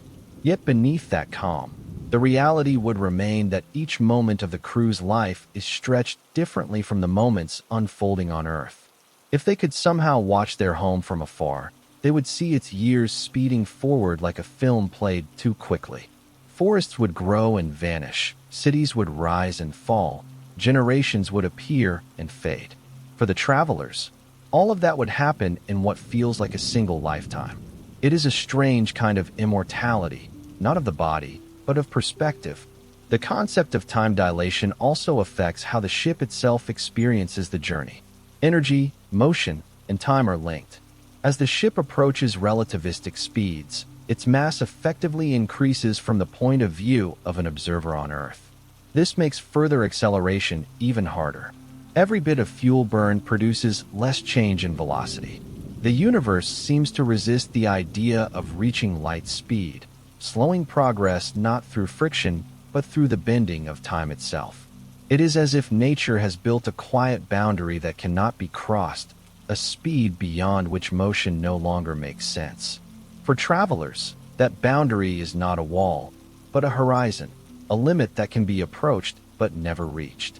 Relativity also means that the idea of arrival becomes uncertain. A journey that takes 10 years for the crew might mean centuries have passed on Earth. The travelers could reach their destination to find that their mission has already been overtaken by newer ships, faster and more advanced, launched long after they left, but arriving before them. In this way, time adds another layer of complexity to interstellar exploration. Every decision about speed and distance becomes a decision about when, not just where, the travelers will arrive. The universe does not only stretch space, it stretches sequence, creating a deep patience in every part of the voyage. Some scientists and writers have imagined ways to live within this flow of altered time. Perhaps interstellar travelers will not resist the slowness of their journey, but embrace it. They might build ships meant to last not just for decades, but for entire civilizations. Generations would come and go within the same vessel, treating time as a friend rather than a barrier. In such a world, relativity would no longer be a problem. It would be the way of life.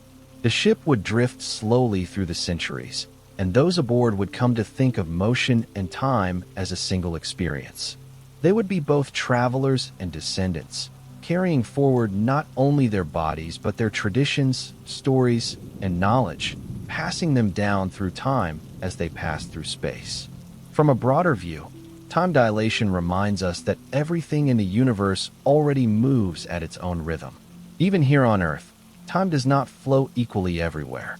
Clocks on mountaintops tick slightly faster than those at sea level because gravity itself slows time. These differences are tiny, invisible to daily life, but they are real. They remind us that time is not absolute. It is elastic, shaped by mass, energy, and motion. In the vastness of the cosmos, these tiny effects grow into great ones. The stars we see in the night sky shine from the past. Their light began its journey long before our species even existed. In that sense, every act of looking outward is already a form of time travel. For those aboard a ship traveling between the stars, this truth becomes personal. Every decision, every glance out the window, every message sent home carries the quiet weight of time's difference. They might send a greeting to Earth, knowing it will not be read for years, and that by the time a response returns, the people who wrote it will have aged differently, perhaps no longer alive. Communication becomes a conversation between times rather than between individuals.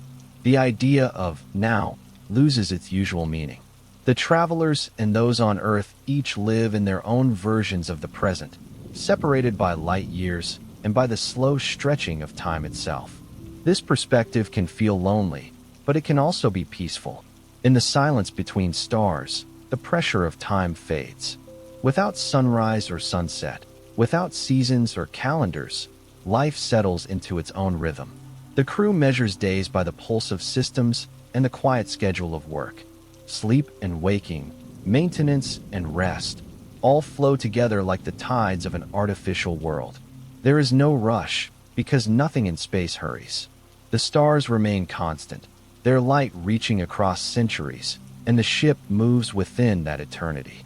In this calm, time becomes not an enemy to manage, but a companion, steady, patient, and unending. Relativity teaches humility. It reminds us that human life is not the measure of the universe, only a small rhythm within its larger pulse. What we call a long time, a century, 1,000 years, is only an instant to a star. What feels to us like movement beyond comprehension is, to the cosmos, a gentle drift. To understand this is to find peace in slowness. A spacecraft moving between stars becomes a symbol of that peace, carrying its small community of travelers not in defiance of time, but in harmony with it. They are part of the universe's rhythm, moving within the same laws that shape galaxies and light. And when the journey ends, or perhaps when it continues without end, the meaning of time will have changed for those who travel. They will not count their lives in years, but in cycles, in breaths, in shared moments that form their own kind of eternity. The ship itself will be a clock, marking the slow passage of existence through the infinite. The hum of engines, the glow of radiators, the steady spin of the stars outside, all will become part of a single, unbroken pattern. Time will not be something they fight against, but something they live inside, as gently and naturally as breathing. Yet, even as the travelers make peace with time, they will face another challenge, one that time itself cannot fix, the challenge of keeping their ship on course across millions of miles. In a world where every fraction of an inch of motion can grow into a million-mile error, navigation becomes an art of precision and patience. It is not enough to endure time. They must also endure space, maintaining a path that must remain true long after memories and generations fade. And so, as the light of distant stars shines steadily ahead, the question quietly in the endless darkness between stars, navigation is not simply a question of direction. It is a question of trust. There are no roads, no landmarks, no visible lines to follow. The universe is vast and nearly empty, and a ship must find its way by the faint light of distant stars whose positions change so slowly that their movement cannot be felt from one day to the next. A single error, even one too small for the human eye to notice, can grow over years into a distance so large that correction becomes impossible. To travel between stars is to move through a sea without a horizon, guided only by mathematics, memory, and the patient attention of systems built to last longer than the people who designed them. When a spacecraft leaves Earth, its journey begins with precision. Every engine burn, every change in direction, every pulse of thrust must be recorded and predicted. In orbit, small mistakes can be fixed easily. But in interstellar space, where no gravity can pull the ship back toward safety, each movement must be perfect. A tiny miscalculation at the start could mean missing the target by billions of miles after decades of flight. The guidance systems must therefore be more than accurate. They must be dependable, enduring, and wise in their own quiet way. They must operate not for hours or months, but for centuries, through the slow drift of time and the wear of cosmic radiation. Navigation among the stars begins with light. The positions of pulsars, neutron stars that spin rapidly and emit precise, repeating radio signals, can serve as cosmic beacons.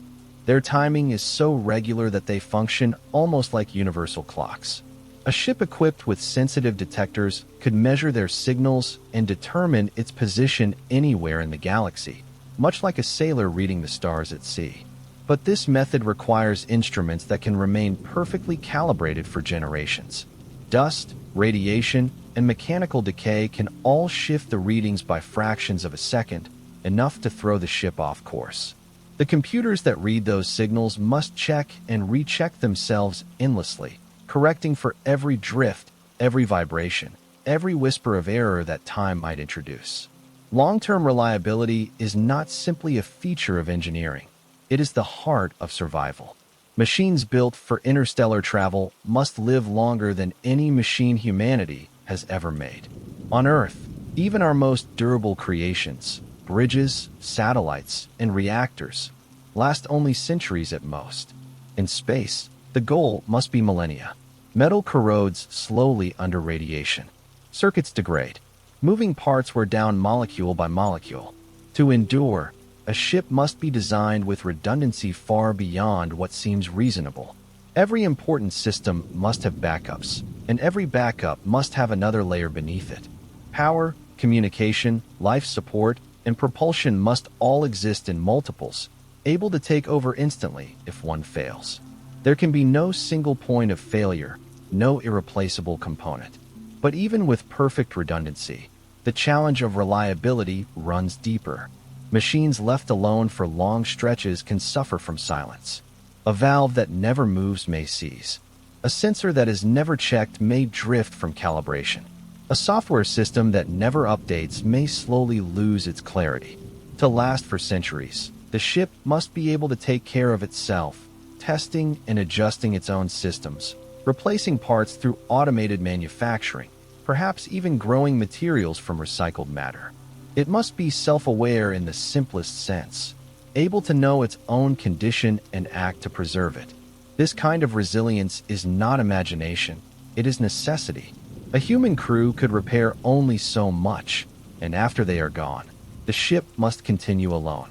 Consider the Voyager probes, launched in the 1970s. They have traveled farther than any human creation, and yet they are still sending signals home after nearly 50 years. But even they, with their careful engineering, are reaching the edge of endurance. Their power sources are fading, their instruments weakening, their ability to communicate growing fainter. Now imagine a ship meant to last not 50 years, but 500 or 5,000. It would need to be not merely a machine, but a kind of civilization in miniature, capable of renewal and adaptation, built to function without rest. Its designers would have to think not in terms of maintenance schedules, but in terms of self-sufficiency that stretches beyond human time. Navigation itself would also change over such long spans.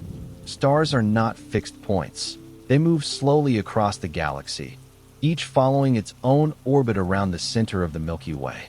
The constellations we know today will shift and dissolve over millions of years. Even the destination of a starship, if it travels long enough, will not remain in the same position. The target must be calculated as a moving point, its path predicted far in advance. The navigation systems must update those predictions using new data collected along the way, adjusting the trajectory little by little as the ship crosses the void. It is like aiming at a bird that flies while you are still drawing the bow, a problem that requires foresight and constant correction, even across generations. Communication between the ship and Earth would be another thread in this long web of reliability. At interstellar distances, radio signals grow faint, spreading across light years of space until they are weaker than a whisper. The ship's antennas would need to be vast, sensitive, and precise, built to stay aligned through centuries of vibration and thermal change. Even then, messages would take years to travel in one direction. Delays would grow so long that real-time communication would vanish entirely. A command from Earth might not arrive until decades after it was sent, and by then, the ship might already have acted on its own. It would need to make decisions independently, guided by principles and data that outlive any human controller. In a sense, it would become its own captain, navigating not just through space, but through the uncertainty of time. This autonomy would not mean cold isolation. It would mean learning to trust the systems we build, to accept that our creations can think and care in ways that serve their purpose even after we are gone. The ship's artificial intelligence, in this way, navigation becomes a quiet art of endurance. It is less about movement than about staying true. The ship's path through the galaxy is drawn not by bold action, but by a million small adjustments, each one keeping the line between destination and drift. The beauty of this process lies in its calm repetition, in the silent trust between technology and time. There are no dramatic course changes, no sudden rescues, only the slow, steady conversation between a ship and the stars. Every pulse of its engines, every flicker of a guidance sensor, is part of a single, unbroken sentence that will take centuries to finish. For any human crew living within such a system, reliability would shape daily life as much as it shapes motion. Maintenance would become a ritual, a quiet act of faith. Each bolt checked, each line cleaned, each circuit tested would be a way of giving thanks to the machines that sustain them.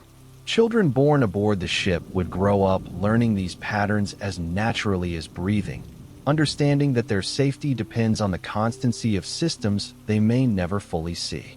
Over time, the line between human routine and machine routine would blur until both move in the same steady rhythm.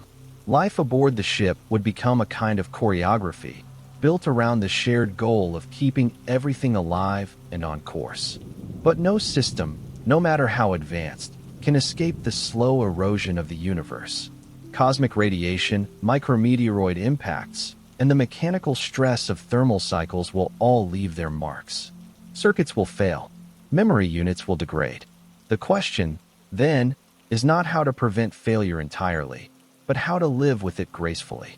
Redundancy, repair, and renewal are not signs of weakness. They are the natural rhythm of survival. The ship must accept damage, heal itself, and continue. It must turn entropy into continuity, using what remains to rebuild what is lost. In this way, the ship becomes almost organic, mirroring the way living systems grow, adapt, and endure. Reliability also depends on simplicity. The more complex a system is, the more ways it can break. Engineers of the future may find that elegance, the careful balance between sophistication and restraint, is the key to longevity.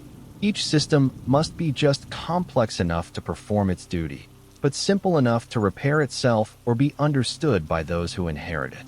A navigation sensor, for instance, might have layers of backup designs, mechanical gyroscopes, optical instruments, and star trackers, each capable of guiding the ship if the others fail. Together they form not a hierarchy, but a network of quiet cooperation. The goal is not perfection, but balance, the same balance that defines the universe itself. There is a profound serenity in imagining such a ship moving steadily through the void, its course unwavering over centuries. It does not hurry, because it cannot. It does not fear, because fear would mean nothing in such silence. It simply continues, guided by the same principles that govern the stars. Its engines pulse gently, its sensors blink faintly, and its path curves ever so slightly toward a destination that may still lie centuries away. Each small correction echoes the same truth. Endurance is motion, and precision is life. For the people who dream of building such vessels, navigation and reliability are not just technical goals, they are philosophies. To send something so far and for so long is to trust the universe itself. It means believing that the patterns of light and gravity will remain steady enough to guide us, that the laws of nature will not change, and that the careful work of human hands can survive the stretch of time. It means accepting that we are part of the same order we are trying to explore. And yet, even with all this patience and precision, another challenge always remains, not in the ship's path, but in the minds of those who travel. For even if a ship stays perfectly on course, even if every system endures for generations, the human spirit must also learn to endure. Isolation, monotony, and distance can test the strongest hearts. Navigation may keep the ship true, but something else must keep the people inside it whole. That quiet struggle, the psychology of long confinement, and the art of finding peace within endless space, awaits us next as we turn from the mechanics of motion to the deeper motion within the human mind. To travel between the stars is not only a test of machines and mathematics, it is also a test of the human mind. Even on Earth, where life is surrounded by sound, movement, and endless contact with others, long isolation can slowly reshape thought and emotion. In space, the silence is deeper, the distance greater, and the boundaries smaller. A spacecraft is not just a vessel. It is a home, a world reduced to a few rooms, filled with the same faces, the same sounds, and the same air recycled again and again. For a few days, this can feel peaceful, even inspiring.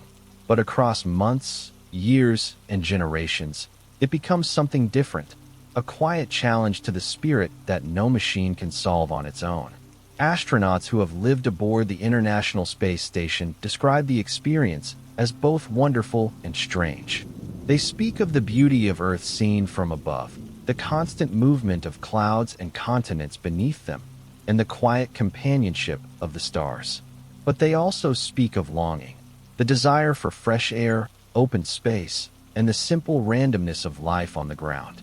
The human mind was shaped by variety, the change of seasons, the sounds of cities and forests, the unexpected moments that make each day new. In space, change comes slowly, if at all. Every wall, every light, every routine remains almost exactly the same. Over time, that sameness can soften motivation, blur the sense of purpose, and make days blend together until memory itself begins to lose its sharp edges. Routine is both protection and burden. In a confined world, structure gives shape to time. The steady rhythm of work, exercise, meals, and rest becomes the framework that keeps the mind stable. Without it, hours would stretch into a shapeless fog. Yet even with structure, monotony creeps in. Each day repeats the last, and small irritations can grow louder than they should. The sound of a machine, the flicker of a light, the presence of another person moving through the same narrow space. These small details can take on strange importance. In such an environment, patience becomes more than a virtue. It becomes a skill, one practiced moment by moment, like breathing. The crew must learn not only to endure boredom, but to find calm within it, turning stillness into something meaningful rather than something empty. Human relationships aboard an interstellar ship would need to be built with deep understanding of this truth. Conflicts cannot be escaped in the vacuum of space. There are no other rooms to move to, no new people to meet, no easy distractions. Every disagreement must be faced directly and resolved with care. Trust must be strong enough to withstand not only emergencies, but long stretches of quiet where nothing happens at all. Communication with Earth, delayed by years or even decades, cannot serve as emotional support. The crew must become their own community, finding strength in shared purpose and quiet companionship. Their connection to one another would be the living heartbeat of the ship, a network of empathy and patience that replaces the society they left behind. For those born aboard such a ship, the experience would be even stranger. They would grow up in a world that feels both vast and small at once. The walls of the spacecraft would define their horizon, and the stars outside would be unreachable scenery. To them, space travel would not be adventure, it would be home. They would learn early that their lives depend on fragile systems, that every breath is a gift of machinery and care. Their culture would be shaped by discipline and gratitude, but also by longing for something they have never seen. The open air of a planet, the feeling of wind, the sight of a true sunrise. For them, Earth would be a story, not a memory. Their sense of identity would belong to the ship itself, a generation born into motion without destination. To keep such a community emotionally healthy, design alone is not enough. The environment must include beauty, comfort, and rhythm. Light cycles must imitate the passage of days and nights to anchor the mind in time. Spaces must exist for solitude and for togetherness, for work and for rest. Green areas filled with plants could offer more than oxygen.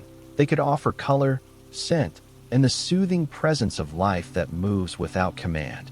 Music, art, and storytelling would become as vital as food and water. They would remind the travelers that their inner worlds are as important as the physical systems keeping them alive. Without art, the mind dries out. Without beauty, purpose becomes mechanical.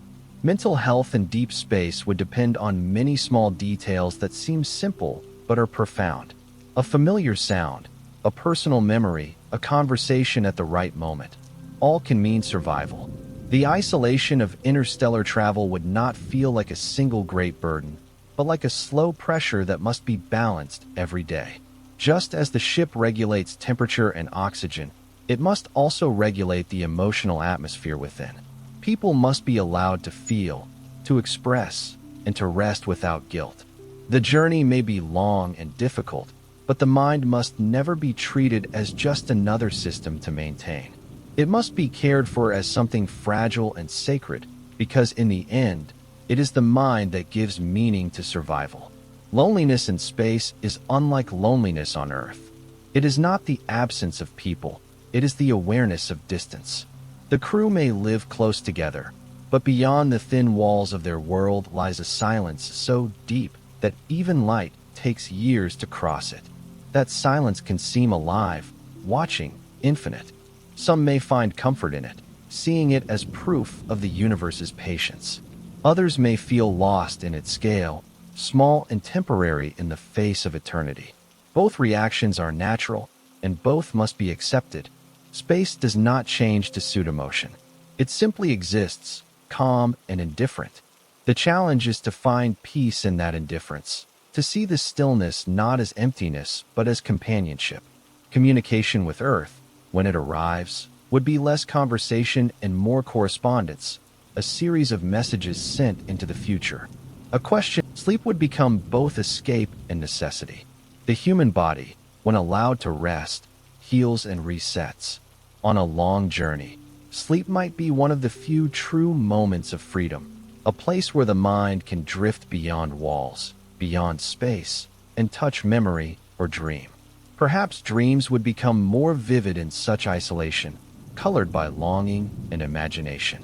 Some travelers might dream of oceans, forests, and skies they have never seen but inherited through memory. In those dreams, the mind would keep its link to the larger world, to Earth, and to the simple, familiar rhythm of natural life. There is also the question of purpose. A mission lasting centuries cannot rely on a single goal or promise. No one can stay motivated by a future they will never personally reach. Purpose, then, must live in the present. Each generation must find meaning not in the destination, but in the act of travel itself. Maintaining the ship, tending the systems, caring for one another, all become expressions of that purpose. The journey is no longer about arrival. It becomes about continuation, about keeping life moving forward no matter the distance. This shift in perspective, from destination to endurance, may be the only way humanity can truly survive such journeys. Over time, a quiet wisdom might emerge among those who live aboard the ship. They would begin to see that isolation is not a punishment, but a mirror. It reflects everything inside the human spirit, magnifying both its strengths and its flaws. In the stillness of interstellar space, there is nowhere to hide from oneself. The mind becomes both companion and landscape, a place to explore as vast as any galaxy. Those who learn to live with that truth, to find balance between thought and silence, would become a new kind of human, shaped by patience and reflection. Their peace would come not from escape, but from understanding. To help such understanding grow, the community would likely develop its own rituals, quiet ways to honor time and continuity. Births, deaths, anniversaries, and moments of achievement would be celebrated not with noise or spectacle, but with calm gatherings, stories, and shared reflection. These rituals would give rhythm to existence, linking the people to their ancestors and to the journey itself. A simple act, lighting a small flame, reciting a line of poetry, planting a seed, might carry deep meaning, connecting the present to both the past and the future. In such ways, humanity would preserve its soul across generations, even while drifting through the cold expanse of space. Yet no amount of ritual or design can completely remove the ache of isolation. There will always be moments of longing, when someone looks out at the stars and feels the pull of an unreachable horizon. Those moments are part of being human, and perhaps they are what keep us alive. They remind us that we are not machines, that our hearts still yearn for connection and discovery. Even in the most advanced ship, surrounded by technology and safety, that simple desire will remain. To see something new, to touch something real, to belong somewhere beyond the walls of metal and light. In time, the crew might come to see the universe not as a place of exile, but as a reflection of their own inner space. The vast distances between stars would feel familiar, echoing the quiet distances within every person, the space between thoughts, between dreams, between memories. The same patience that guides the ship through darkness would begin to guide their hearts as well. They would learn that peace does not come from reaching an end, but from accepting the endlessness itself. The silence outside becomes the same silence within, steady and calm, holding everything together. When we imagine this kind of life, it can seem heavy, but it can also seem beautiful. The idea of generations living in quiet harmony, traveling slowly through the stars, offers a vision of humanity at its most contemplative. No conflict, no rush, no competition, only the shared effort to survive, to learn, and to remain kind. It is possible that in the long quiet of such a journey, people would rediscover a kind of inner balance that the busy world of Earth often forgets. Without distractions, without constant noise, they might learn again how to listen to one another, to themselves, and to the universe around them.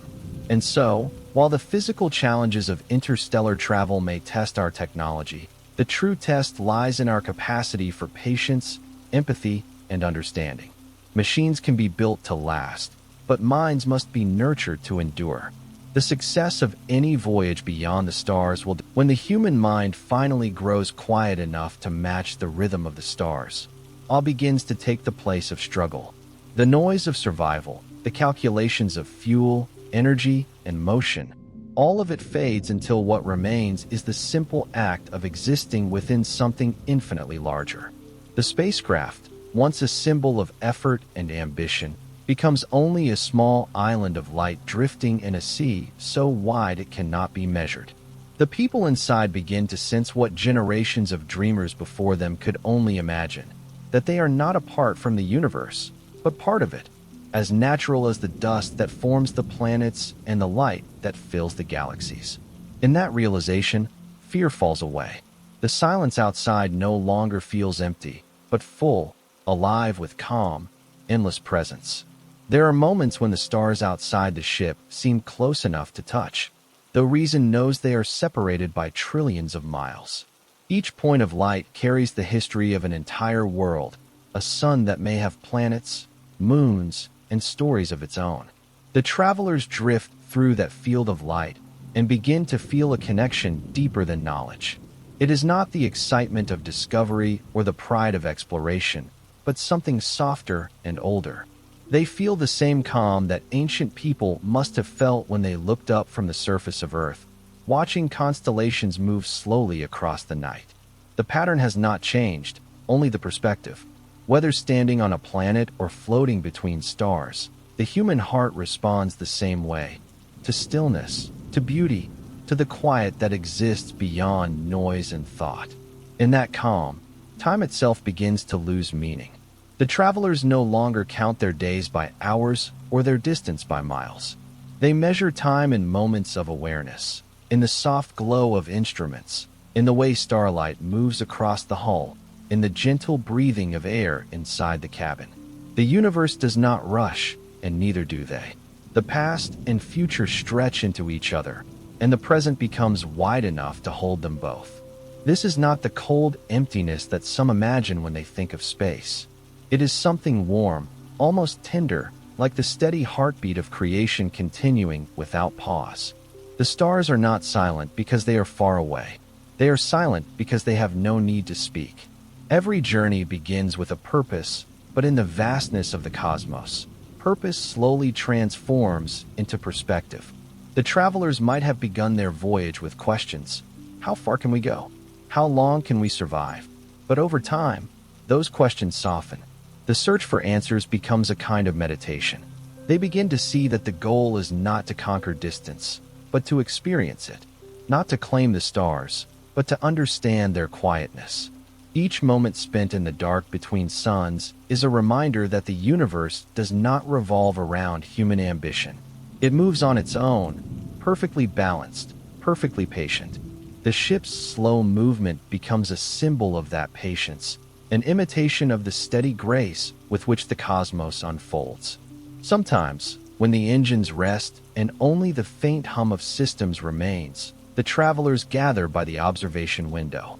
The light from distant stars passes through them like ancient music, so faint it barely exists, yet so consistent that it seems eternal.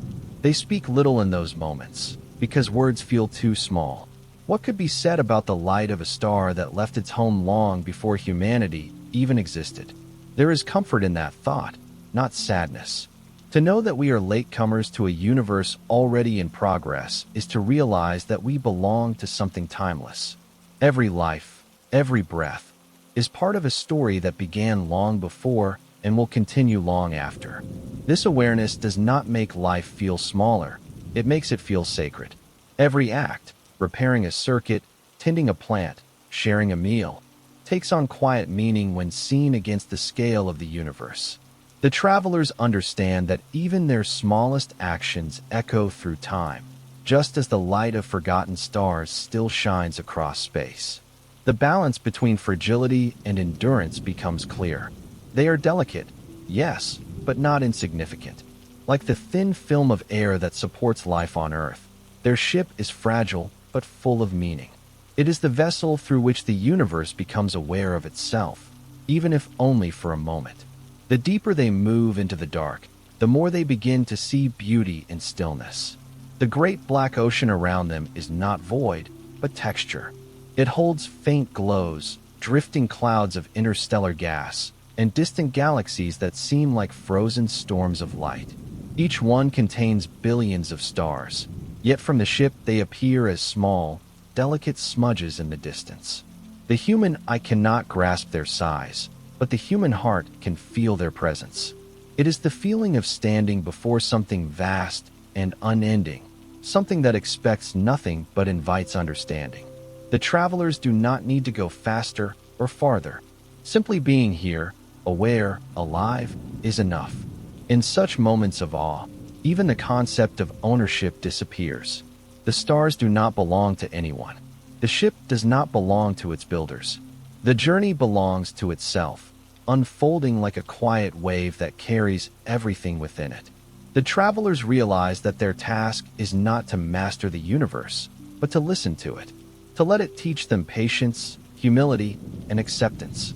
The same forces that hold galaxies together also hold their hearts steady. The same light that warms distant planets shines softly on their faces. There is no division between them and the cosmos, only continuity. Sometimes, as they watch the stars, they remember the planet they left behind. They picture the blue oceans, the green forests, the sound of wind moving through leaves. They realize that those things are not separate from space. They are made of it. The atoms in their bodies, the air they once breathed, the soil beneath their feet, all were born in the cores of stars that lived and died billions of years ago. Earth is not apart from the universe. It is one of its countless expressions. To look out at the stars is to look back at our own origin, and to understand that the journey outward is also a journey inward. The deeper we travel into space, the closer we come to knowing what we already are. Aboard the ship, the line between wonder and worship becomes thin, not in the religious sense, but in the human sense, the quiet recognition that existence itself is something worth reverence. The hum of life support systems becomes a kind of prayer, a rhythm that keeps life moving forward. The light of a star seen through the window becomes a reminder that beauty does not depend on closeness or possession. It exists whether we see it or not, and in that realization comes peace. The crew does not need to find a destination to justify their voyage. The journey is its own meaning, an endless meditation on what it means to exist within the infinite. As generations pass aboard the ship, this sense of awe becomes part of their culture. Children are taught not to fear the dark, but to honor it. They learn that silence is not emptiness, but space for thought. They learn that every system that sustains their lives, the air, the water, the light, is part of the same ancient pattern that sustains stars and galaxies. Their songs are slow and steady, their art inspired by the glow of nebulae and the slow dance of planets around distant suns. They do not dream of arrival. They dream of understanding. For them, the universe is not a place to reach, but a presence to live within. Even the passing of time becomes part of this awareness. The people aboard the ship know that their lives are brief, that they are only one link in a long chain. But instead of sadness, they feel continuity. Each generation inherits not only the ship, but the sense of belonging to something greater. They tend the systems, keep the course, and teach the next generation to do the same. Their traditions are quiet and enduring, built around care and reflection. They live without haste, knowing that their small world is moving through the same currents that carry stars and galaxies. To them, eternity is not a distant concept. It is the simple truth of existence, felt in every breath. As the ship glides deeper into the interstellar dark, the travelers sometimes see the faint light of distant galaxies on the horizon of their windows, each one a spiral of stars too far to ever reach. And yet, just seeing them fills the heart with calm. Those distant shapes are proof that the universe continues, vast and steady, untouched by the passage of individual lives. There is comfort in knowing that even when their own journey ends, the light will continue to move outward, as it always has. That understanding becomes a kind of rest, a deep, abiding peace that no fear can disturb. It is here, in the space between purpose and peace, that awe becomes complete. The travelers no longer ask why they left or what they will find. They no longer measure success in distance or time.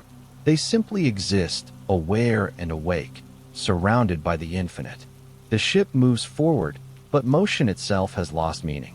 What matters now is the quiet harmony between life and the universe, the recognition that the same laws guiding stars also guide their hearts. The cosmos is not a destination, but a mirror reflecting the patience of creation. In that stillness, the travelers find what generations before them had always sought but never fully grasped: acceptance. Not resignation or defeat, but the calm acceptance that life, motion, and change are all part of one continuous pattern. The stars are born, shine, and fade. So do people. The cycle repeats endlessly, not as a tragedy, but as beauty in motion. To be alive, even for a brief moment, is to take part in that pattern, to share in the quiet joy of existence itself. And so the ship drifts on, through the vast, unending dark, carrying within it the soft hum of life and the deep silence of understanding. The people inside rest not in certainty, but in peace. They know that they are part of something too large to measure and too patient to rush. The light from a million suns surrounds them, and in that light, they feel no fear, no urgency, no need for more. They have become what they sought, not conquerors of space, but participants in its endless calm. As the story draws toward rest, the hum of the engines fades again into the background. The ship continues on its quiet path, moving through the darkness that is not truly empty, but filled with faint traces of light, memory, and time. There is no sound, only the steady rhythm of systems that have learned to live in harmony with silence. The travelers inside breathe slowly, their lives unfolding like soft ripples through the still water of eternity. Their journey has long since passed the point where distance matters. What was once measured in miles or light years has become something simpler, a steady pulse of existence moving forward through the calm fabric of the universe. They no longer ask when they will arrive or what they will find. The journey itself has become home. Each day, or what they still call a day, begins gently. Lights rise and fade in slow cycles, imitating the rhythm of the sun they left behind. The walls of the ship glow with warmth, like the reflection of dawn across clouds. There is no urgency, no command to hurry. Every action, checking instruments, tending the gardens, listening to the faint hum of reactors, is done with quiet care.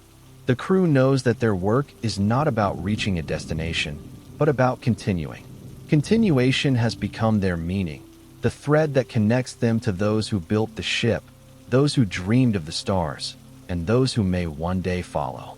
Sometimes, as they move through their routines, they pause and look out through the observation windows. The view never changes, yet it never becomes dull. The stars hang in the same silent positions, each one carrying the light of distant ages. Some are bright and close, others are faint, their light stretched and softened by time. Occasionally, a new pattern of brightness appears, a faraway galaxy crossing the edge of vision, or a star that flares before fading into calm again. To an outside observer, These moments might seem small, but to the people inside, they are reminders of motion, of the slow and endless dance that continues even in stillness. They have learned to live in patience. On Earth, time moves quickly, seasons change, generations rise and fall, the world fills with sound and color. Here, time is long and smooth, a river that moves too slowly to see but can be felt in the bones. The travelers have adapted to that rhythm. They measure time not in years, but in the quiet continuity of their ship's hum, in the steady glow of energy that flows through its systems. It is a rhythm that asks for nothing but awareness, a kind of cosmic breathing shared between the ship and the universe. Each person aboard has found their own peace with the journey. Some keep small journals, not to record history, but to remember moments of feeling. The color of starlight on a metal surface, the sound of water moving through pipes, the weightless drifting of sleep in zero gravity. Others paint or write or simply sit in the gardens, watching the slow movement of leaves grown from seeds that once touched the soil of Earth. These small acts, repeated across generations, have become their heritage. They are not explorers in the traditional sense. They are caretakers of continuity, keepers of light moving through darkness. The ship itself has aged, but gracefully. Its hull is marked with tiny scars where interstellar dust has touched it, each mark a story of time. The metals have darkened slightly, their color softened by radiation and cold. Inside, the walls are smooth and warm from years of human presence. Everything that could have failed has been repaired or replaced countless times. The systems work not because they are perfect, but because they have been tended with devotion. The travelers understand that survival is not the absence of failure. It is the quiet practice of constant care. Their home moves forward because they never stop listening, never stop maintaining the balance between motion and rest. Occasionally, messages still leave the ship, transmitted toward the faint dot of their origin. They are not urgent, not filled with data or reports. They are simple notes, sent out of respect for the connection that once existed. We are still here, the messages say, though no one knows if anyone will ever receive them. The signals travel for years, then centuries, spreading into the silence, growing weaker but never truly disappearing. Somewhere, perhaps, they will join the faint background hum of the universe itself, the soft echo of humanity's voice blending with the music of creation. Within the ship, generations continue. Children are born and grow into adults who understand that their lives are threads in a larger tapestry. They study the stars not as distant goals, but as companions. Their lessons are not about conquering nature, but about coexisting with it. They learn that every system, every breath, and every piece of food is part of the same circle. The air they breathe today was once the breath of their ancestors, cleaned and renewed through patient cycles. The light that warms them comes from power drawn gently from the same principles that power the stars. In this way, they feel connected to everything, to their ship, to each other, to the vast quiet beyond. And sometimes, when the older ones tell stories of Earth, the younger ones listen with soft curiosity. They imagine oceans and mountains, clouds drifting across blue skies, and rain falling on open fields. They do not mourn what they never knew.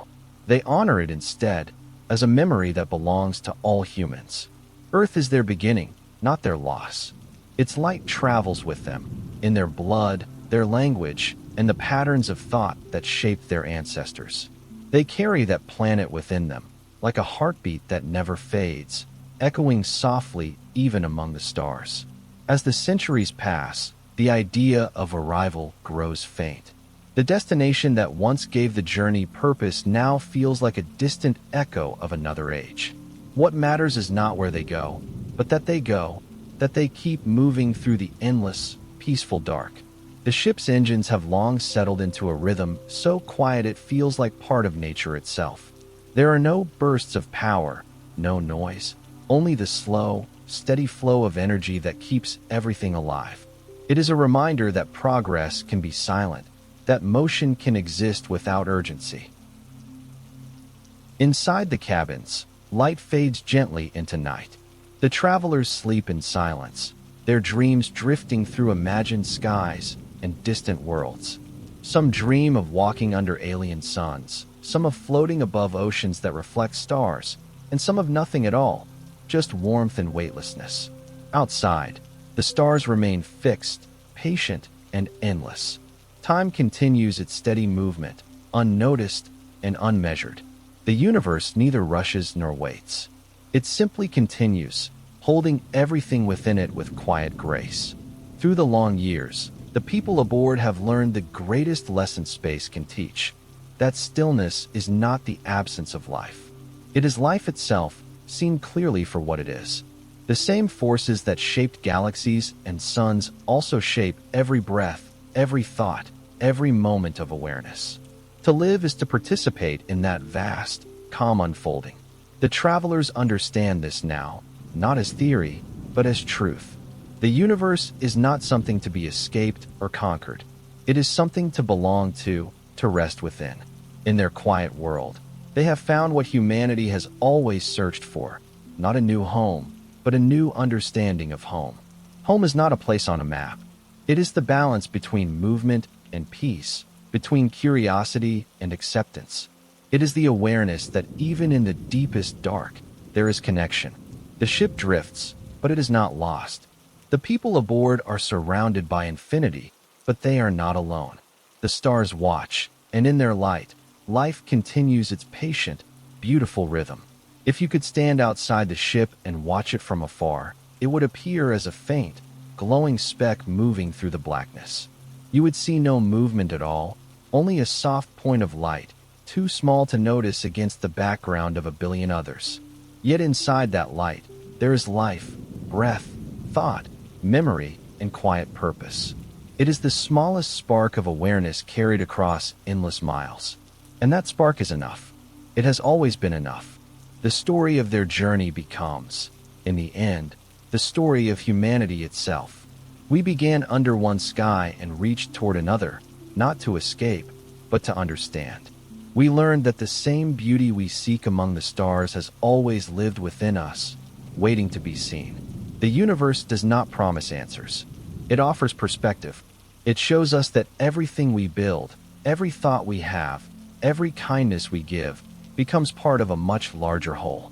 In that sense, no journey is ever wasted, and no distance is ever truly empty. And so, as the ship glides onward, the hum of its systems fades into the eternal quiet of space. There is no ending, only continuation. The light of its engines glows softly, reflecting off the dust of the universe, and then fades into the background of infinity. Inside, the travelers rest. Their breathing slows, their hearts beat gently, and their dreams carry them farther still, beyond stars and memory. The story closes not with arrival, but with peace, the peace of motion without urgency, of purpose without struggle, of existence within the vast, steady calm of the cosmos. If you're still listening, allow that same calm to reach you now. Let your breath slow, steady, and deep, matching the rhythm of that distant ship. Feel the quiet stretch around you like the open sky. There is no need to think, no need to move. The stars will continue their patient shining, and you, too, are part of that same stillness.